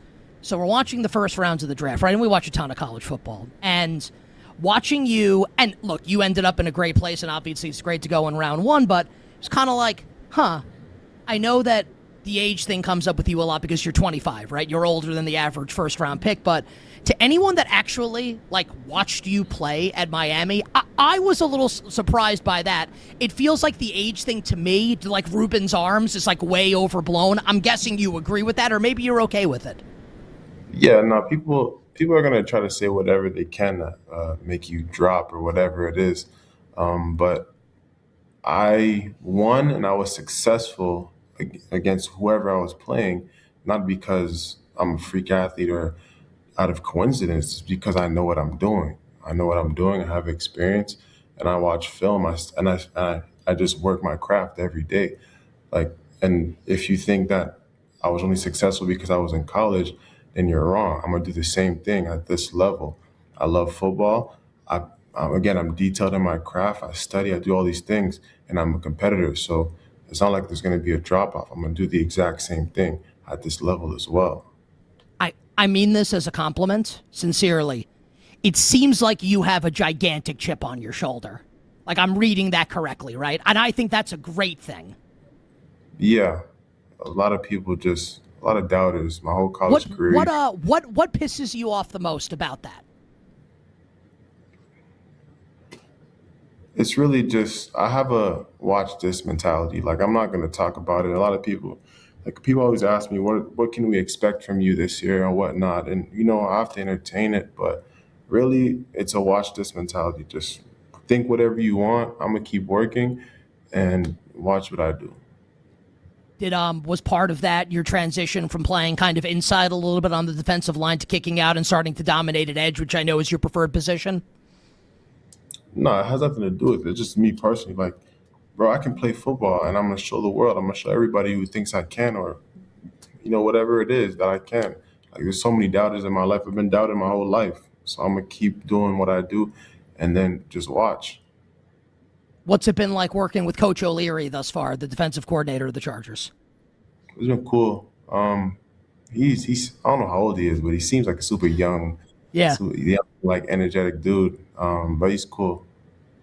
How about working with, you get a chance to work with Khalil at all? Obviously one of the senior members of the defense who's been dominating for quite some time, probably a future Hall of Famer, Khalil Mack. Yeah, we're in the same room during meetings, and then on the field, you just, every time he goes, you're just watching him. You're watching Thule. You're watching all the guys who've been successful go ahead of you, and you're either trying to, mimic what they do or try to, do it better. What's the best piece of advice either Khalil or Thule or anyone else on defense has given you since you've joined the team? I haven't gotten any. I'm not going to lie. Not yet. How is that? You're the first round pick. How's that possible? Well, they'll coach you up on certain techniques and stuff. Khalil will help me a little bit with my long arm whenever he sees it. But I didn't have no speech about, advice or what to do and what not to do. Not yet, at least, I guess. I would guess it's probably coming, and maybe you'll get one from Coach Harbaugh. And I was reading some quotes from Coach after you got drafted, and he was asked about your age, right? And it's just not to talk about that, but just to say the quote because it's great. He goes, "He's a man," basically already referring to you. And Coach Harbaugh is like a walking soundbite. What's it been like so far playing for Coach Harbaugh? Obviously, you haven't played a game yet, but just in your dealings early on with Coach Harbaugh. It's hard to tell. It's only been it hasn't even been a week yet. So I'm just going to keep working, being around him. He always has these different sayings. I forget them, but sometimes you got to give me one. I don't understand them. He's talking about, I don't know, man. I don't know. I don't understand them. Do you find it funny? Because I feel like, so we had your kicker, Cameron Dicker, was on with us at the Super Bowl, and he did a whole basically stand-up comedy routine about Coach Harbaugh. He goes, we're all kind of looking at him side-eyed. No one knows what he's talking about, but everyone has a smile on their face. Is it the same thing for you so far about a weekend? Yeah, it's very similar. He'll be middle of a speech. He'll take a pause and then just say something and have a whole body move. This is weird, but it's cool. Can I hit you with the college football? I know you're in the NFL now, but I would love to ask you a question about college football if it's cool with you. Yeah, that's fine. So your former head coach in Miami, Mario Cristobal, recently said he's uncertain about the idea of a 24-team playoff. And obviously the whole thing last year with Miami or Notre Dame, who's going to make it correctly, I think you guys end up making it to go all the way to the national championship game. What do you think when that idea gets floated out there for a potential 24-team playoff in college football? You guys and Notre Dame were the big story this year. Yeah, I don't know why us and Notre Dame were that big of a story. The head-to-head matters. It has to matter. So I don't know why it was a huge deal. We were deserving. We went all the way to the national championship. But I also seen this thing I think it was on Instagram, where somebody said making it a 12-team playoff made the playoffs more meaningful, but going to a 24-team playoff will make it less. It's going to be too many teams in there. I think 12 teams is awesome. If we go 24, I think the season will be way too long. And college teams will have to adjust spring ball and all these different things. Because even Miami, they started spring ball super late, and they started workouts and all that stuff late as hell. So I think 24 is too long and too many games. What's the best thing so far about being in Los Angeles? I've been in the hotel and in the facility, so I can't even tell you. I haven't been anywhere. You have anything you're looking forward to doing when you get more time out there? Yeah, I want to try I want to go to like small pop-up shops for clothes, and then also like I want to eat at like sleeper restaurants, like low-key restaurants nobody goes to. Like I like to go and try different food, so I'm excited for that. What's your favorite clothing brand, like that you're looking to go and buy some stuff in Los Angeles? I don't necessarily have a favorite clothing brand. Like I just like street clothes, so it could be any brand. If it looks good, it looks good. But I don't really have a favorite one. What is your number one goal for your rookie season in Los Angeles? Final question. I want to win a Super Bowl with this team, with my team. So, and I'm not just saying this. The Chargers are one of I don't know how many teams in the NFL that you can actually say this about. Like, you guys can win the Super Bowl. Like, not every team can win the Super Bowl. The Chargers can win the Super Bowl this year. I'm guessing that's something you're aware of, right? Like, I'm not just saying that. A lot of people will say that. Like, you guys can actually do it this year. yeah, top 10 defense last year. Definitely got the weapons on offense. So I just want to be a part of it and make a difference. Yeah, I think, and final question, just one more. Do you guys, so I think it's been really interesting what you guys have done on offense. This I know it's not you, right? But, David Njoku just gets signed, and Alec Ingold comes over from Miami at fullback. So you guys have 3 tight ends, you have a fullback, you have a couple really good receivers. It feels like this is going to be some big-time, like, throwback smash-mouth football coming up from the Chargers this year. I'm excited to watch it on offense. I'm excited to practice against it. So I guess we'll both see it. Awesome. Akheem, congratulations on going in the first round. Congratulations on going to the Chargers. I have no doubt that you will keep on proving people wrong. Thank you. Chargers defensive end Akheem Mesidor joining us here on You Better You Bet. The show rolls on right after this.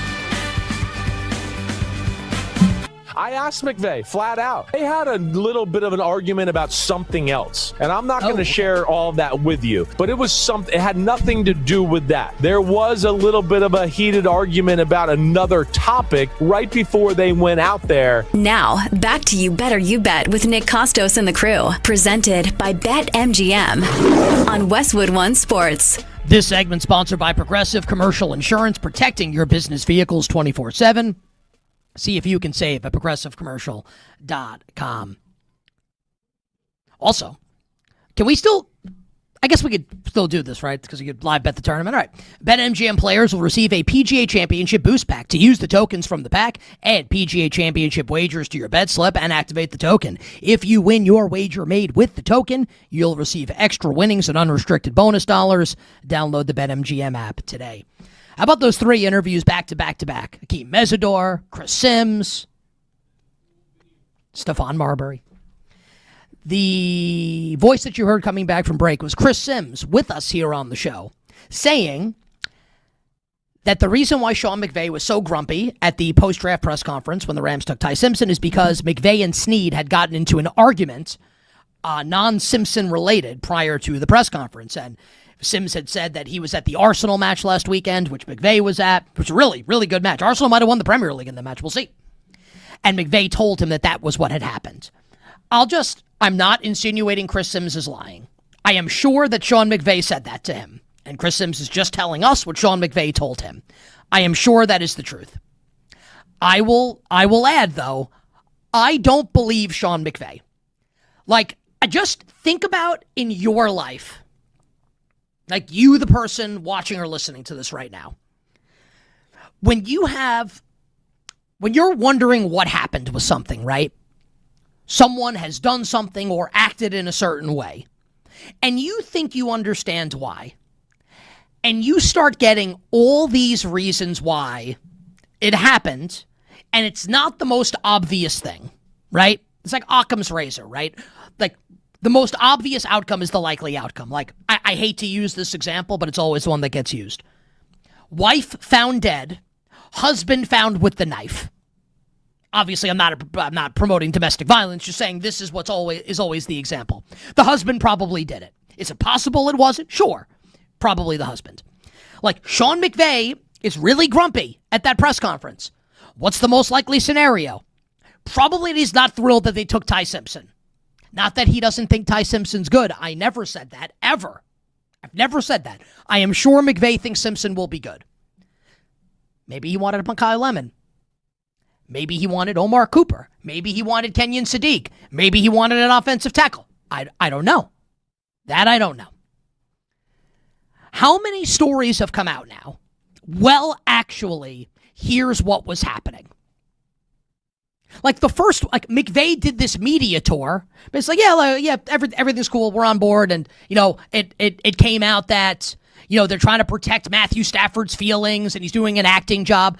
Like, none of that. Like, think about this, right? Think about all the people that came out and said he's acting.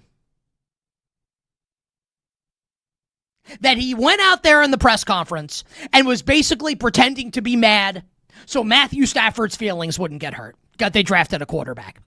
McVay told Chris Sims basically that that's not what happened, that they had gotten into an argument with Snead and that they were pissed about something unrelated to Ty Simpson. So we know that that's not true. So there's at least like one thing being reported that's not accurate via Sean McVay, right? Thou doth protest too much. Like, if you're going to lie, make it really simple. Not that I'm a liar, but just saying. Make it really simple. Don't keep throwing reasons out there.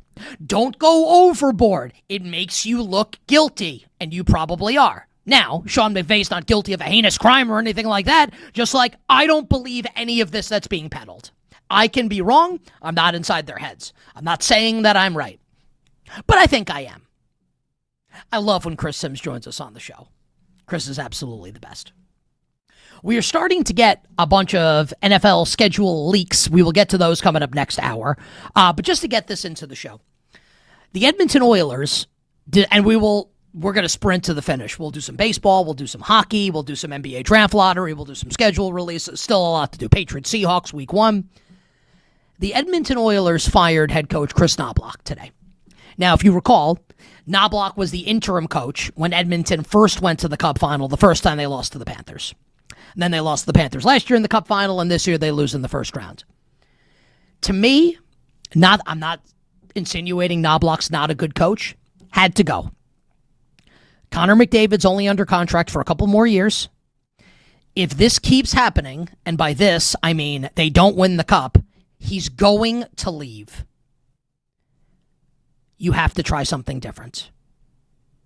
When McDavid says, like, we weren't a great team, and Draisaitl says we weren't a great team all season long, the coach has to go. That's the first step. The second step, get an actual, real, legitimate Stanley Cup caliber goalie in net for Connor McDavid. Final hour, power hour coming up next. We will start the hour. We have heard. We know what you want. You want Mike SOmich giving us bets for the Preakness. We will answer your prayers next.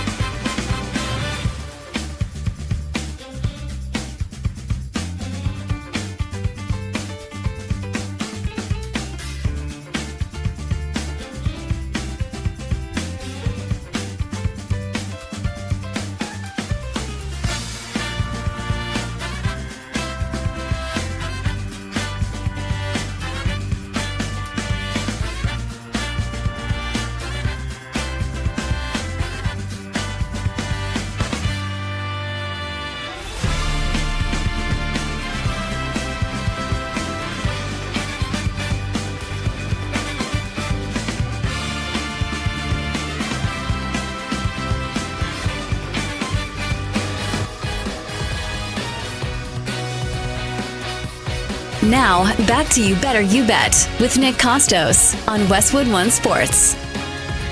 Bring it up, Grant.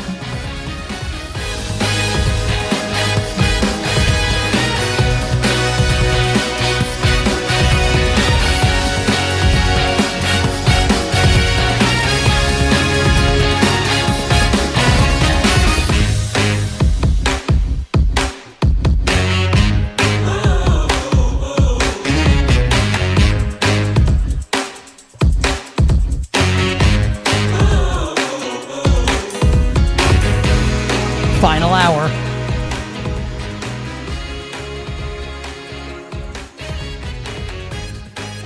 Power hour.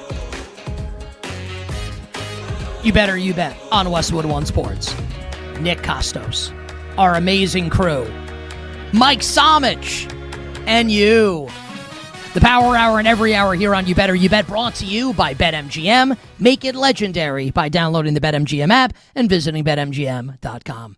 Coming up about 20 minutes from now, I will tell all of you why Patriots Seahawks is not just a good choice to be the NFL season opener, it's the only choice to be the NFL season opener. Plus more from the NFL schedule release. Man, we had a lot of interviews on the show, been a lot of good stuff. We still have a lot to get to. We will do that over the course of the hour. Trivia later this hour. Our bets will close the program. But look, when I say we, I mean I saw your tweets. I got your direct messages. So a couple weeks ago, Kentucky Derby week, I'm on vacation. Normally, I do my vacation a little earlier in the calendar, but it was like a family thing, so that's why I was on vacation that week. And people are like, where is Mike SOmich on You Better You Bet? Why is Mike SOmich not on breaking down the Kentucky Derby? You think I don't want to talk to my guy, Mike SOmich? So now, obviously, Bill writes, to be fair, we tried to get Mike on without you. Did you, Bill? Did you try hard enough, Bill? I would question the veracity of that. Apparently not, because I'm back and Mike SOmich is with us on the show. And we will do this before the bet. For as long as Mike wants to keep coming on for us to break down these races, we will love to have our friend Mike SOmich from VSIN and Racing Dudes on Twitter at SOMOBOMB18. My friend, welcome back to the show. What's going on? I appreciate it, Nick. Thank you for the very kind intro there. It's life is good, man. We got the NBA playoffs, NHL playoffs. You're talking schedule release in the NFL. I cannot wait to be able to talk about football again here. And, we got the second jewel of the Triple Crown. Not as much buzz as years past, which we can get into if you want to talk around the whole hullabaloo inside the horse racing world. But still excited for a great weekend of racing over at Laurel. So here's what we're going to do. We're going to do the Preakness, and then we're going to move on, and then we're going to do NFL, and we'll probably do a little hockey also. Just so you know, this is my plan going into it. Because I figured. You're great. You're not just great with horse racing, you're great at the other sports also. So we'll do that. And that's where I was going to start. And you know me well enough at this. I like horse racing. I'm not a handicapper the way that you are. I would actually describe myself as kind of like a casual horse racing fan. Like I go to I used to live 5 minutes away from Belmont. I would go to Belmont all the time. And for me, it's a way to like kill a summer afternoon. You're outside, you're gambling, smoke a couple cigarettes, have a couple beers. It's great. I'm not the biggest horse racing fan in the world, but like most sports fans, you're dialed into the Triple Crown. You're dialed into the big races. You go to the track a couple times a year. It gives me no pleasure to say this.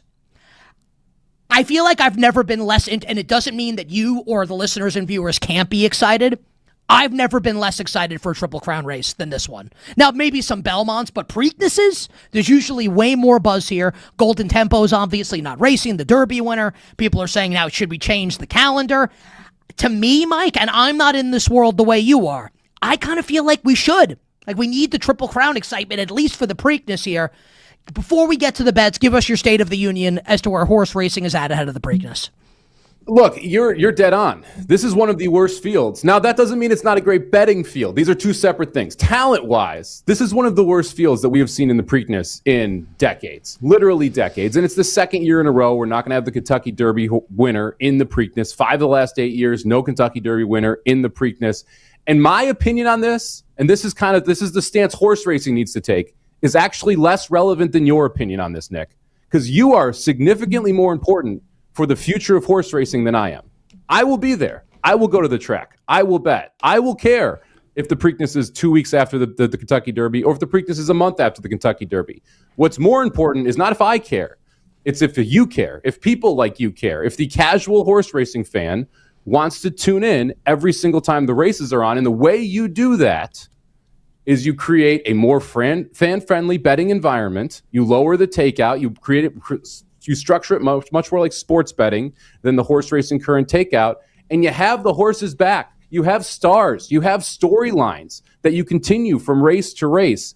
We are way past the time in the 1970s and 1960s when horses would run races in between Triple Crown races because they ran that often. This is a new style of training. Cherie DeVoe, who's been a major trainer since 2018, had 8 horses in her barn, was under Chad Brown prior to that, has not run a horse back on 14 days rest, which is the time between the Derby and the Preakness, in 5 years. The likelihood she was going to do that because Can you it's the Preakness. just for our audience, and I want you to continue. Why is that? Just for people that don't know, can you explain that? The easiest way to put it is these are much more valuable assets now than they were then, right? There's a horse that sold for $10 million who is yet to touch the racetrack. That was this spring. $10 million.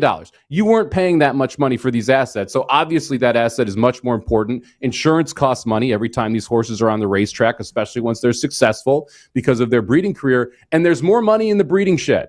A horse called Into Mischief, which did not run in an older part of his season, gets $250,000 every time he has a kid. $250,000 every time he has a kid. What a life! We should all be so lucky. I mean, he's living it up. Just get paid to have sex. Could be worse. I mean, what can you do? So the ownership cares more about post racing than they do the current racing, and because of that, why are you going to run in a race where obviously the Preakness, the Derby have big purses, but a lot of purses are like $400,000. The winner gets $220,000, $240,000. Like, what are you doing in that race if you've got this horse that's worth millions of dollars that you have to insure every single time you run them? You also have a different breed of thoroughbred. Look, the way that we've bred horses is not for stamina. It's not for the ability to come back in a week. It's for the very good races once a month. And because we have bred that style of athlete, and because you have so much value post-race, it makes more sense to not run these horses back in 2 weeks. That's what the ownership wants to do. They want to protect their asset long-term. We're in a kind of weird, funky spot, too. Like, the Preakness is at Laurel. It's not at Pimlico. The Belmont's at Saratoga. It's 1.25 miles instead of 1.5 miles. So it's the same distance as the Kentucky Derby. It's a race that everyone in the Derby can run in the Belmont. Normal years, that's not the same. So you'll see more action to the Preakness. But all of that's irrelevant. What is relevant is you need to have the best viewership possible every single time you have one of these big races. You need the 3-year-olds to have storylines throughout these 3 races so people give a damn when the Breeders' Cup comes. And the way to do that is first Saturday in May, first Saturday in June, 4th of July weekend. It's very, very easy. It sets up wonderfully well. You could have a Triple Crown on 4th of July weekend there. Oh, it would be a spectacle. You're right. See? Yes. It's really not hard. But the problem is horse racing is more stubborn than baseball. Baseball was losing fans. It was taking too long. They switched to the pitch clock. They've got this automatic balls and strikes. The changes have worked wonderfully. Horse racing hasn't changed jack in years. They've got to change things before it just kind of goes away. The line I've been using is, look, your history is irrelevant if you have no future. The Derby, the Triple Crown history is absolutely irrelevant if it's not around in 50 years. You have to find a way to keep it around. You have to find a way to space these races out. I can't believe I'm asking this question, but what you just said there, I have to. Is there a world that exists where the Triple Crown doesn't exist in 50 years? Oh, 100%. Yes. I mean, if you look at just the handle, how much money has been bet on horse racing is down close to 40% between 2002 to 2026. So you've lost a massive amount of gambling revenue. How do you screw this up? It's incredible. You have a bunch of publicly traded companies and a bunch of dudes in their 50s and 60s who are more worried about their piece of the pie than they are growing the overall piece of the pie. And then you have to remember, horse racing was the only legal game in town for years. So the fact that there's a 15% takeout instead of a 10% vig on a sports wager didn't matter because people could only gamble in one place legally in the U.S., which was horse racing for the longest time. Now with the introduction of sports legislation, the fact that you've got all these states that can bet sports, the fact that information, like I pay $17,000 a year just to get the opportunity to handicap horse races. That's how much information costs me every single year.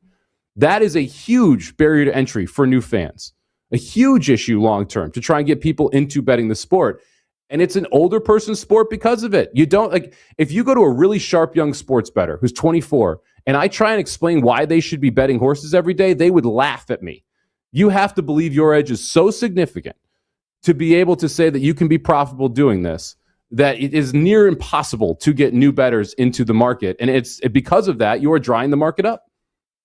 I want to take, we'll get back to betting in a second, but just to take betting out of the equation for a moment, the word that you used that I agree with the most was storylines. Like, there are no storylines right now, right?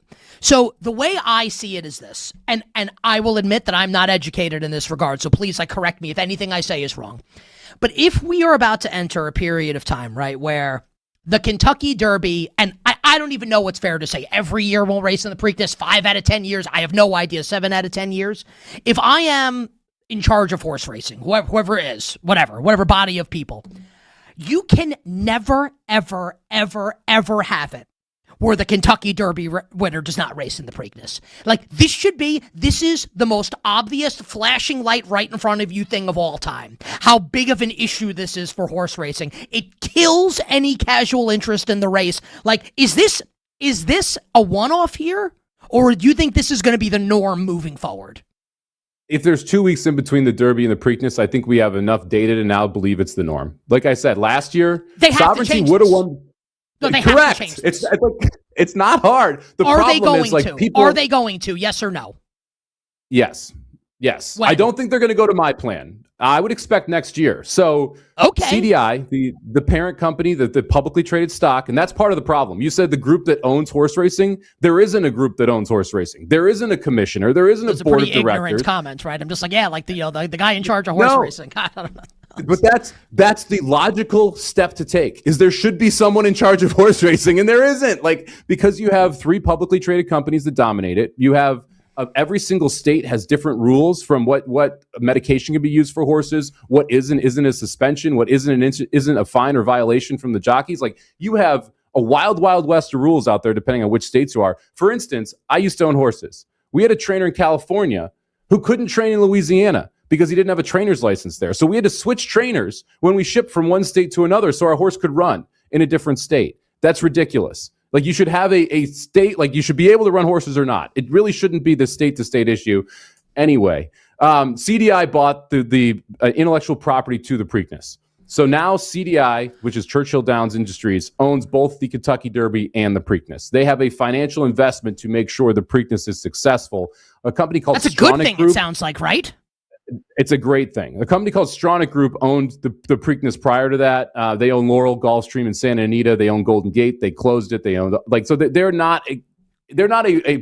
they're more worried about their stock than they are horse racing. CDI, because it's so closely tied, does have more investment inside horse racing. They've already talked about moving it 3 weeks out. The other nice part about this is if CDI owns 2 of the 3 jewels of the Triple Crown, Naira, who owns the Belmont, kind of has to play ball. They have to then buy in and say, we will move the Belmont back.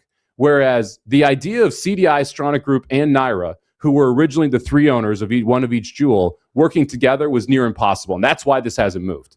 The fact that we now have 2 of the 3 jewels with one company makes it significantly more likely we see adjustments in the future for these races. Are you worried? Yes. I mean, I love it. We haven't even scratched the surface of problems inside horse racing. CAW's computer assisted wagering is a huge issue inside horse racing. Customer trust is a huge issue inside horse racing. There are massive problems that need to be addressed. And without a single governing body, I don't see a world that we address them in a manner that makes it. What is the thing that worries you the most? The insinuation is not like you've built a great career doing horse racing, but you're talented on the air. You do other stuff also. So that's not what this is, but you love this. You love more than maybe anyone I've ever spoken to. Like, if you're up at night and you're thinking about this, what worries Mike SOmich the most about the future of horse racing? What is it? Computer assisted wagering, because we cannot lose our current customers, right? And there's this idea in horse racing that the most important person is the owner or the trainer. The most important people in horse racing are the bettors. If you take the bettors away, guess what? There's no fans. There's no purse. There's no money. Like, it's gone. Poof, it goes away. And you have this situation where computer-assisted wagering over the last 20 years has grown to almost 40% of every dollar bet in America. So that means that you have a computer running an algorithm that is betting on these races. And because of it, you get some terrible things from an aesthetic perspective. You'll see odds drop from 12-1 to 5-1 when they're literally breaking from the gate. So you'll go up to the window, bet a horse at 12-1, and you'll go to cash your ticket and you'll get $12 back instead of the 26 you were expecting. That can't happen. It just can't happen. I understand that this is an important part of your revenue. Guess what? Figure out a new way to be able to get that revenue, because horse racing is going the way of boxing. That's the easiest comparable thing inside sports, where boxing used to be massive. Now boxing is Tyson versus Paul. That is the way that this sport is going, and unless you make major adjustments to it. Can we do it's a terrible thing to say. What I was going to say, it's like Secretariat versus Barbaro. I know that they're both dead. Yeah, that wouldn't go well. I just listen. Just that's it. Mike SOmich is with us here on the show. Go ahead.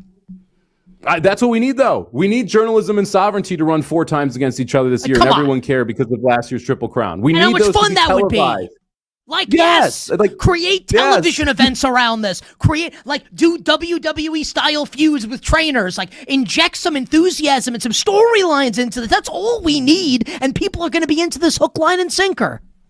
I love Survivor because of the storylines. You got to put that into horse racing. You need people to care about this stuff with the storylines, with the horses. You need emotional attachments to these horses outside of just the gambling aspect of it. It's something horse racing has failed miserably at doing. Why aren't we running at night? Why are all racetracks going on when we're at work? What are we doing? There's just really simple things that should change. Prime time horse racing would be sick. Yes, it's not hard. It's not hard, people. Just use your noggins. Unfortunately, I don't think we're going to get to do a lot of other sports here because we haven't even got to the bets, but this has been awesome. You Better You Bet. Mike SOmich here with Nick Kostos, Westwood One Sports, Mike with VSiN, and Racing Dudes at Samobomb18 on Twitter. All right, roll through it here. All the bets coming up for the Preakness. Yeah, we'll start with the Preakness, which is race number 13 from Laurel Park. So if you're looking at your ADW or where you bet, Laurel Park, not Pimlico this year for the Preakness. Pimlico under construction. So we got a new racetrack here. The race 13 on Saturday is the Preakness here. Not a lot of horses that you're going to know. A lot of speed is signed on, though. So I expect a very fast pace in this race. I think it sets up for specifically one long shot. Because I don't think any of these horses are that good, I'm going to take a shot and go with a big-time price. Give me the number 5, Talkin' here, who is 20-1 on the morning line to win this year's Preakness. It's going to be third off the layoff for trainer Danny Gargan. That's generally a spot where he improves. This is a horse that he thought really highly of last year when it ran second in the Grade 1 Champagne. Came back, has not run up to that same level yet this year, but now third off the layoff and gets the services of Irad Ortiz Jr., the best jockey in the country, to step aboard here. I think he's got a huge shot to win this race, and the price is right at 20-1. So I'm going to bet Talkin' to win.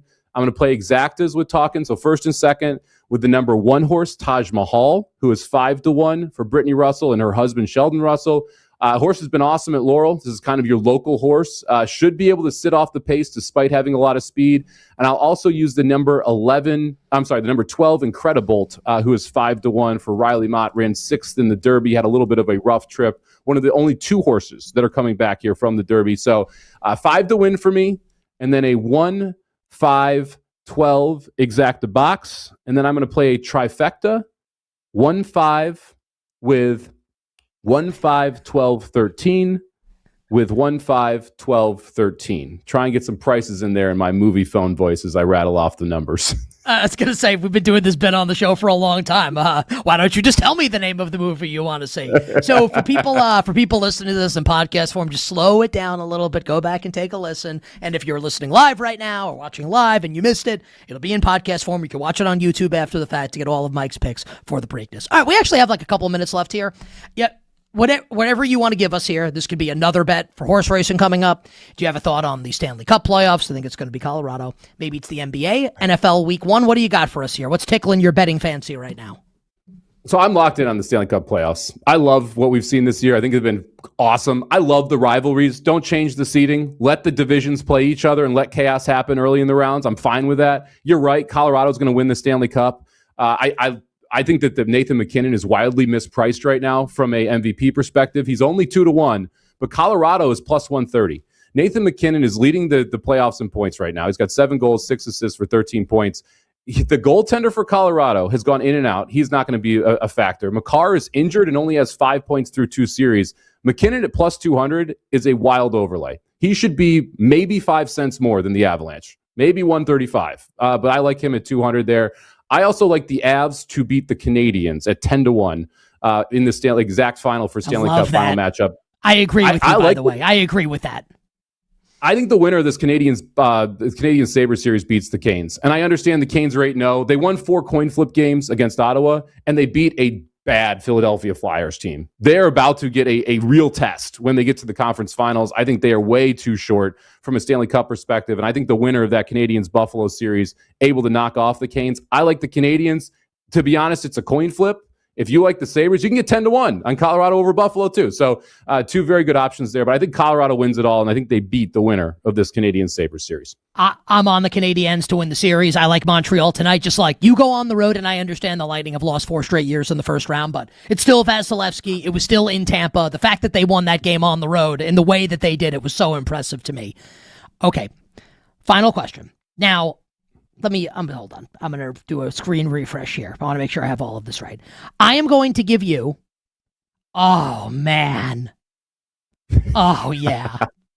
Dude, I didn't even know this because we've been doing a bunch of interviews here. We have many week 1 leaks in the NFL. And our friends at BetMGM, there are a lot of games posted.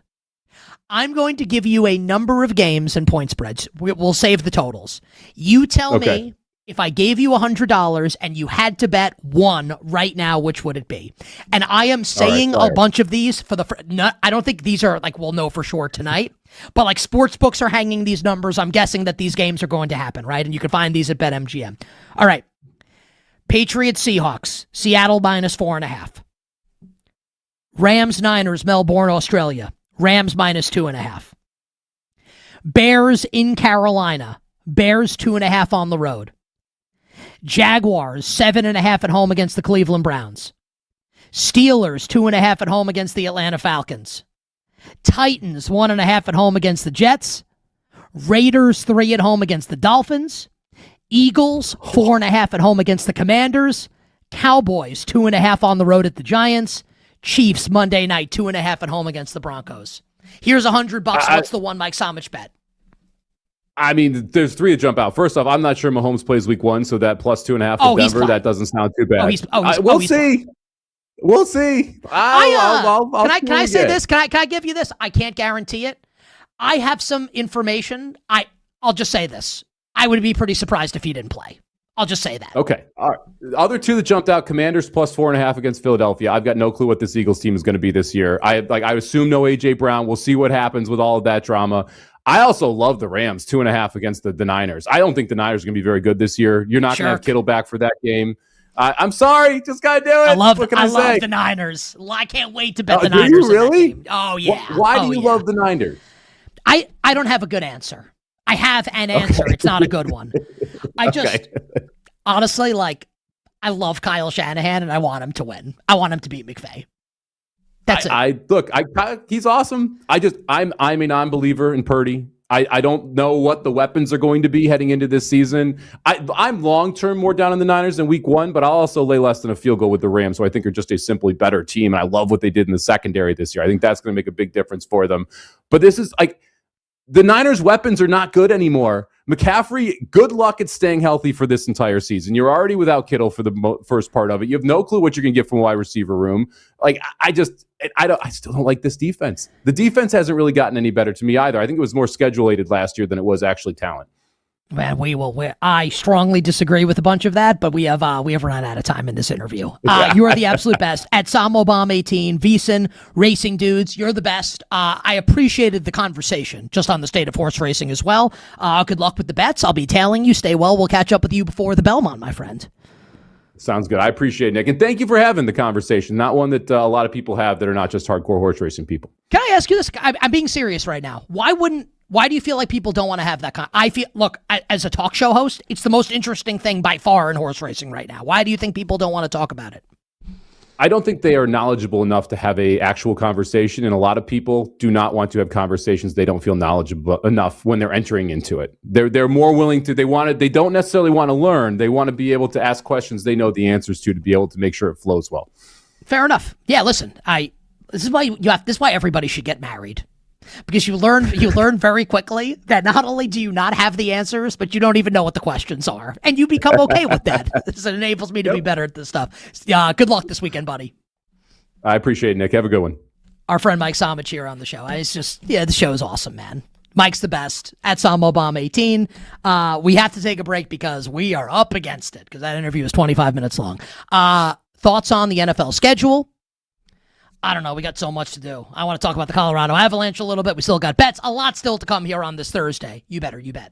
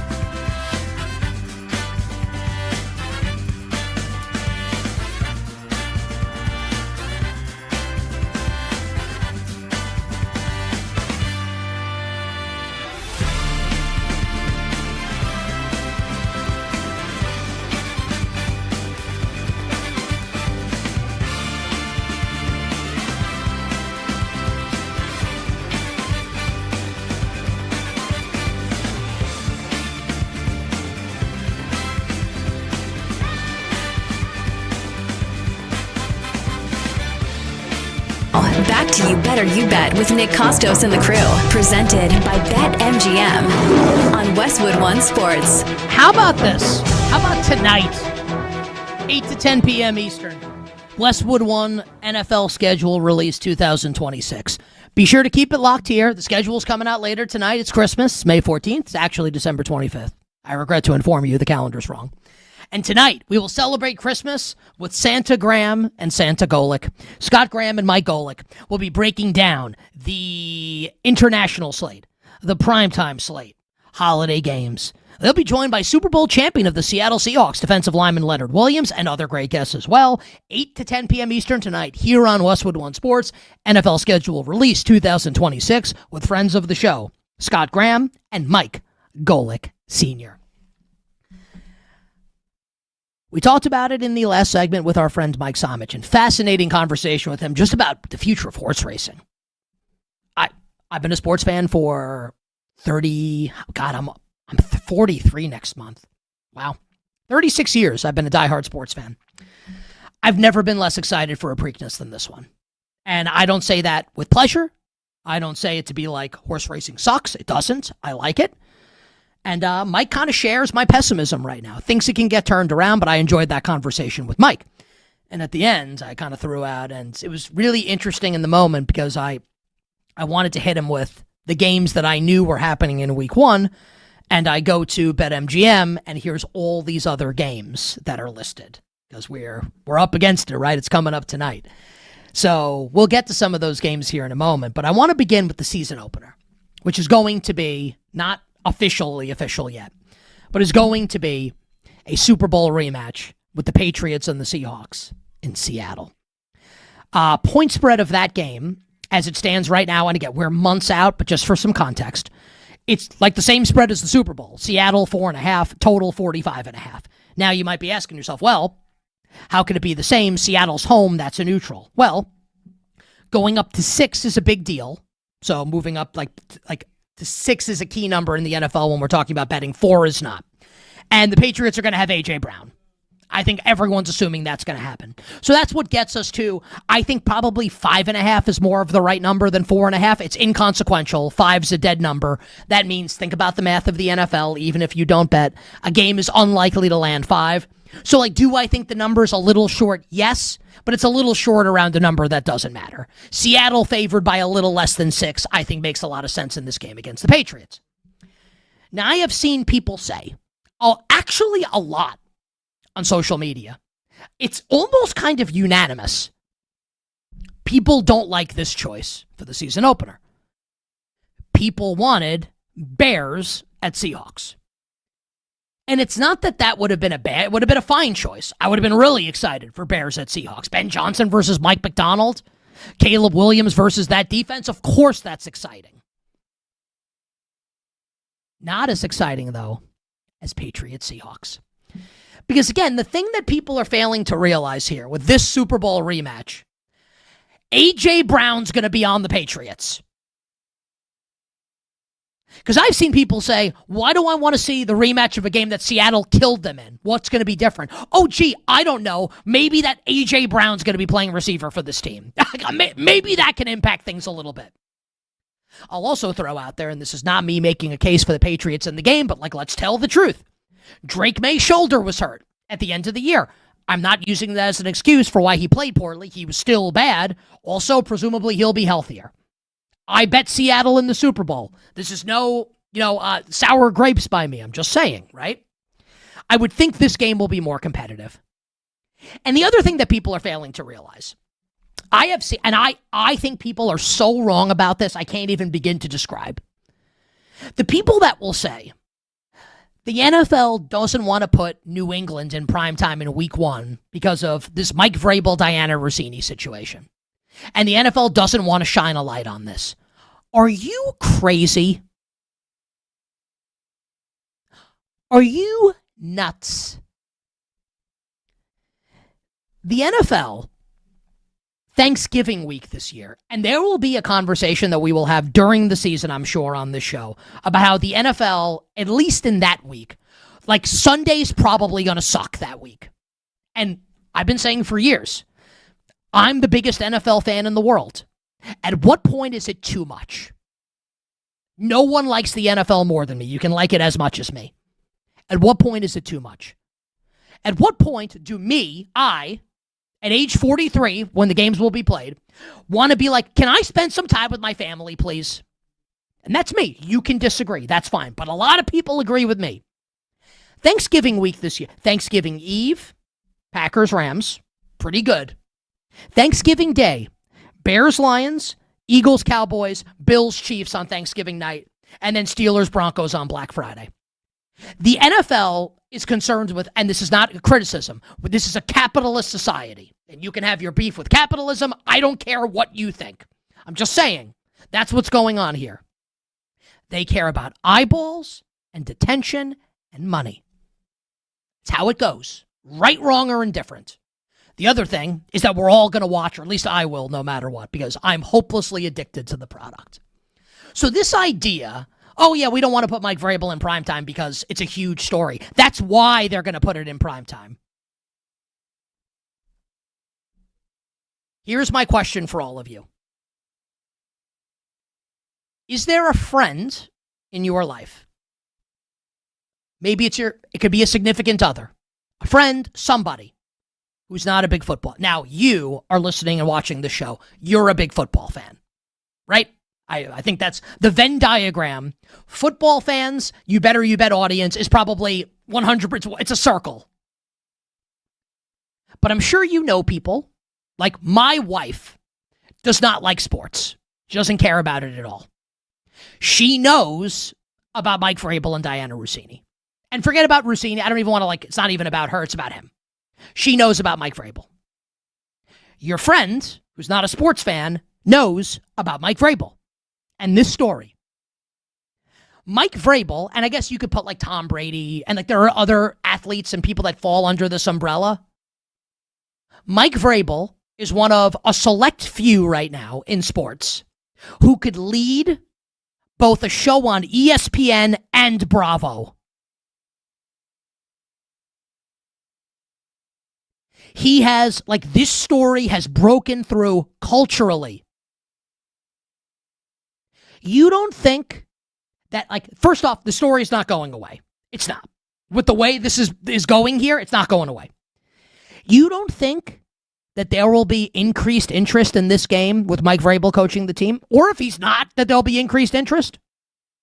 That someone who might not be a huge NFL fan but knows about this story isn't going to be a little more invested in this particular matchup?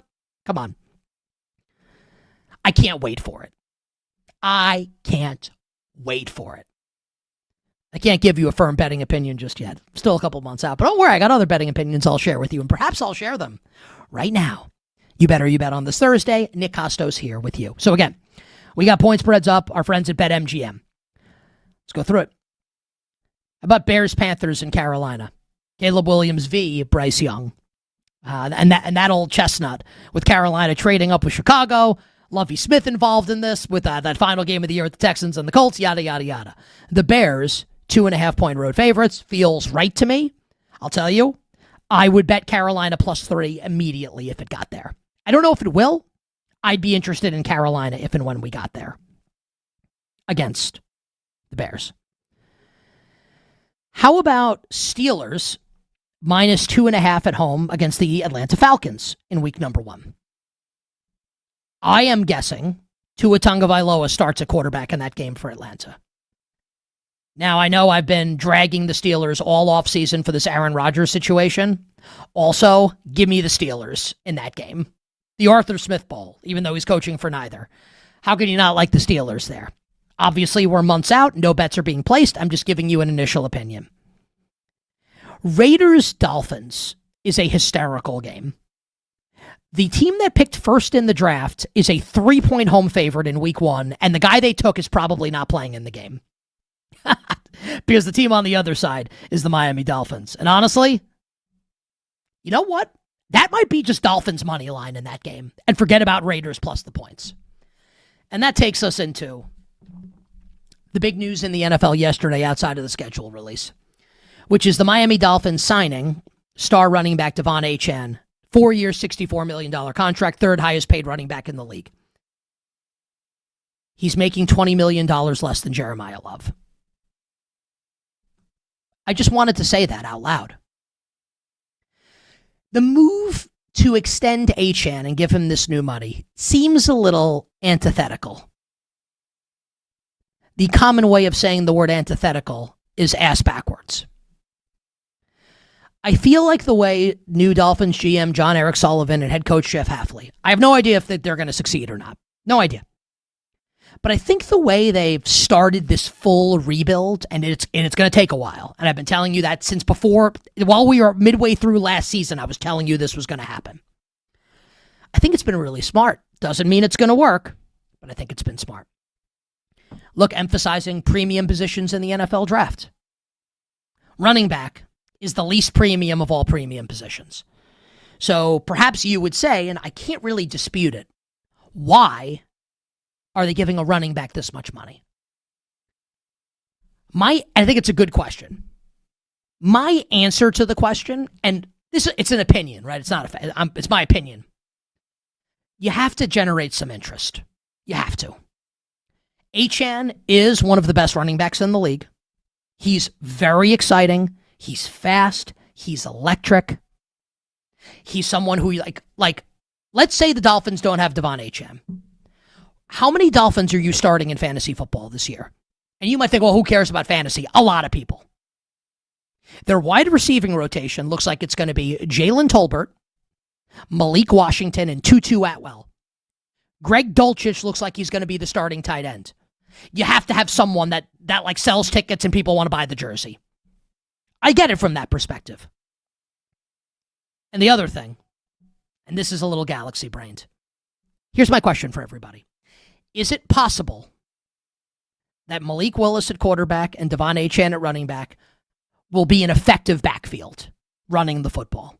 And I don't say Malik Willis can't throw the ball. He can. He proved it in Green Bay. But like the receivers stink, and I feel like they're going to run a wonky offense. It's going to be their only chance. With Bobby Slowick calling, it's going to be their only chance of success. Could Malik Willis run for 1,000 yards this year? Would you consider drafting him as your high upside QB2 in fantasy football come August? So let's say you take Josh Allen early on to be your quarterback in fantasy. Would you take Malik Willis as one of the early QB2s off the board? I think I would. Our executive producer, Bill Zimmerman, is here with the trivia question of the day. Bill, what do we got here on this Thursday? All right, Nick. Well, it is NFL schedule release day. And we know the NFL kickoff game is going to be, like you just talked about, the New England Patriots and Seattle Seahawks. That's going to be the Patriots' 5th time in the game, breaking a tie with the Chiefs. They're both at 4 right now for the most appearances in the game. But 5 teams have never appeared in the game. Name them. So this is since the NFL has gone to this, the Thursday game. Since 2002, the NFL kickoff game, as they call it. There are 5 teams that have never played in that Thursday, now this year, Wednesday game. Who are the 5 teams? All right, I'm going to think about this during the break. Maybe we'll do like a collab answer with the crew. We will attempt to answer the trivia question on the other side and give you all our bets for tonight to wrap up the show right after this.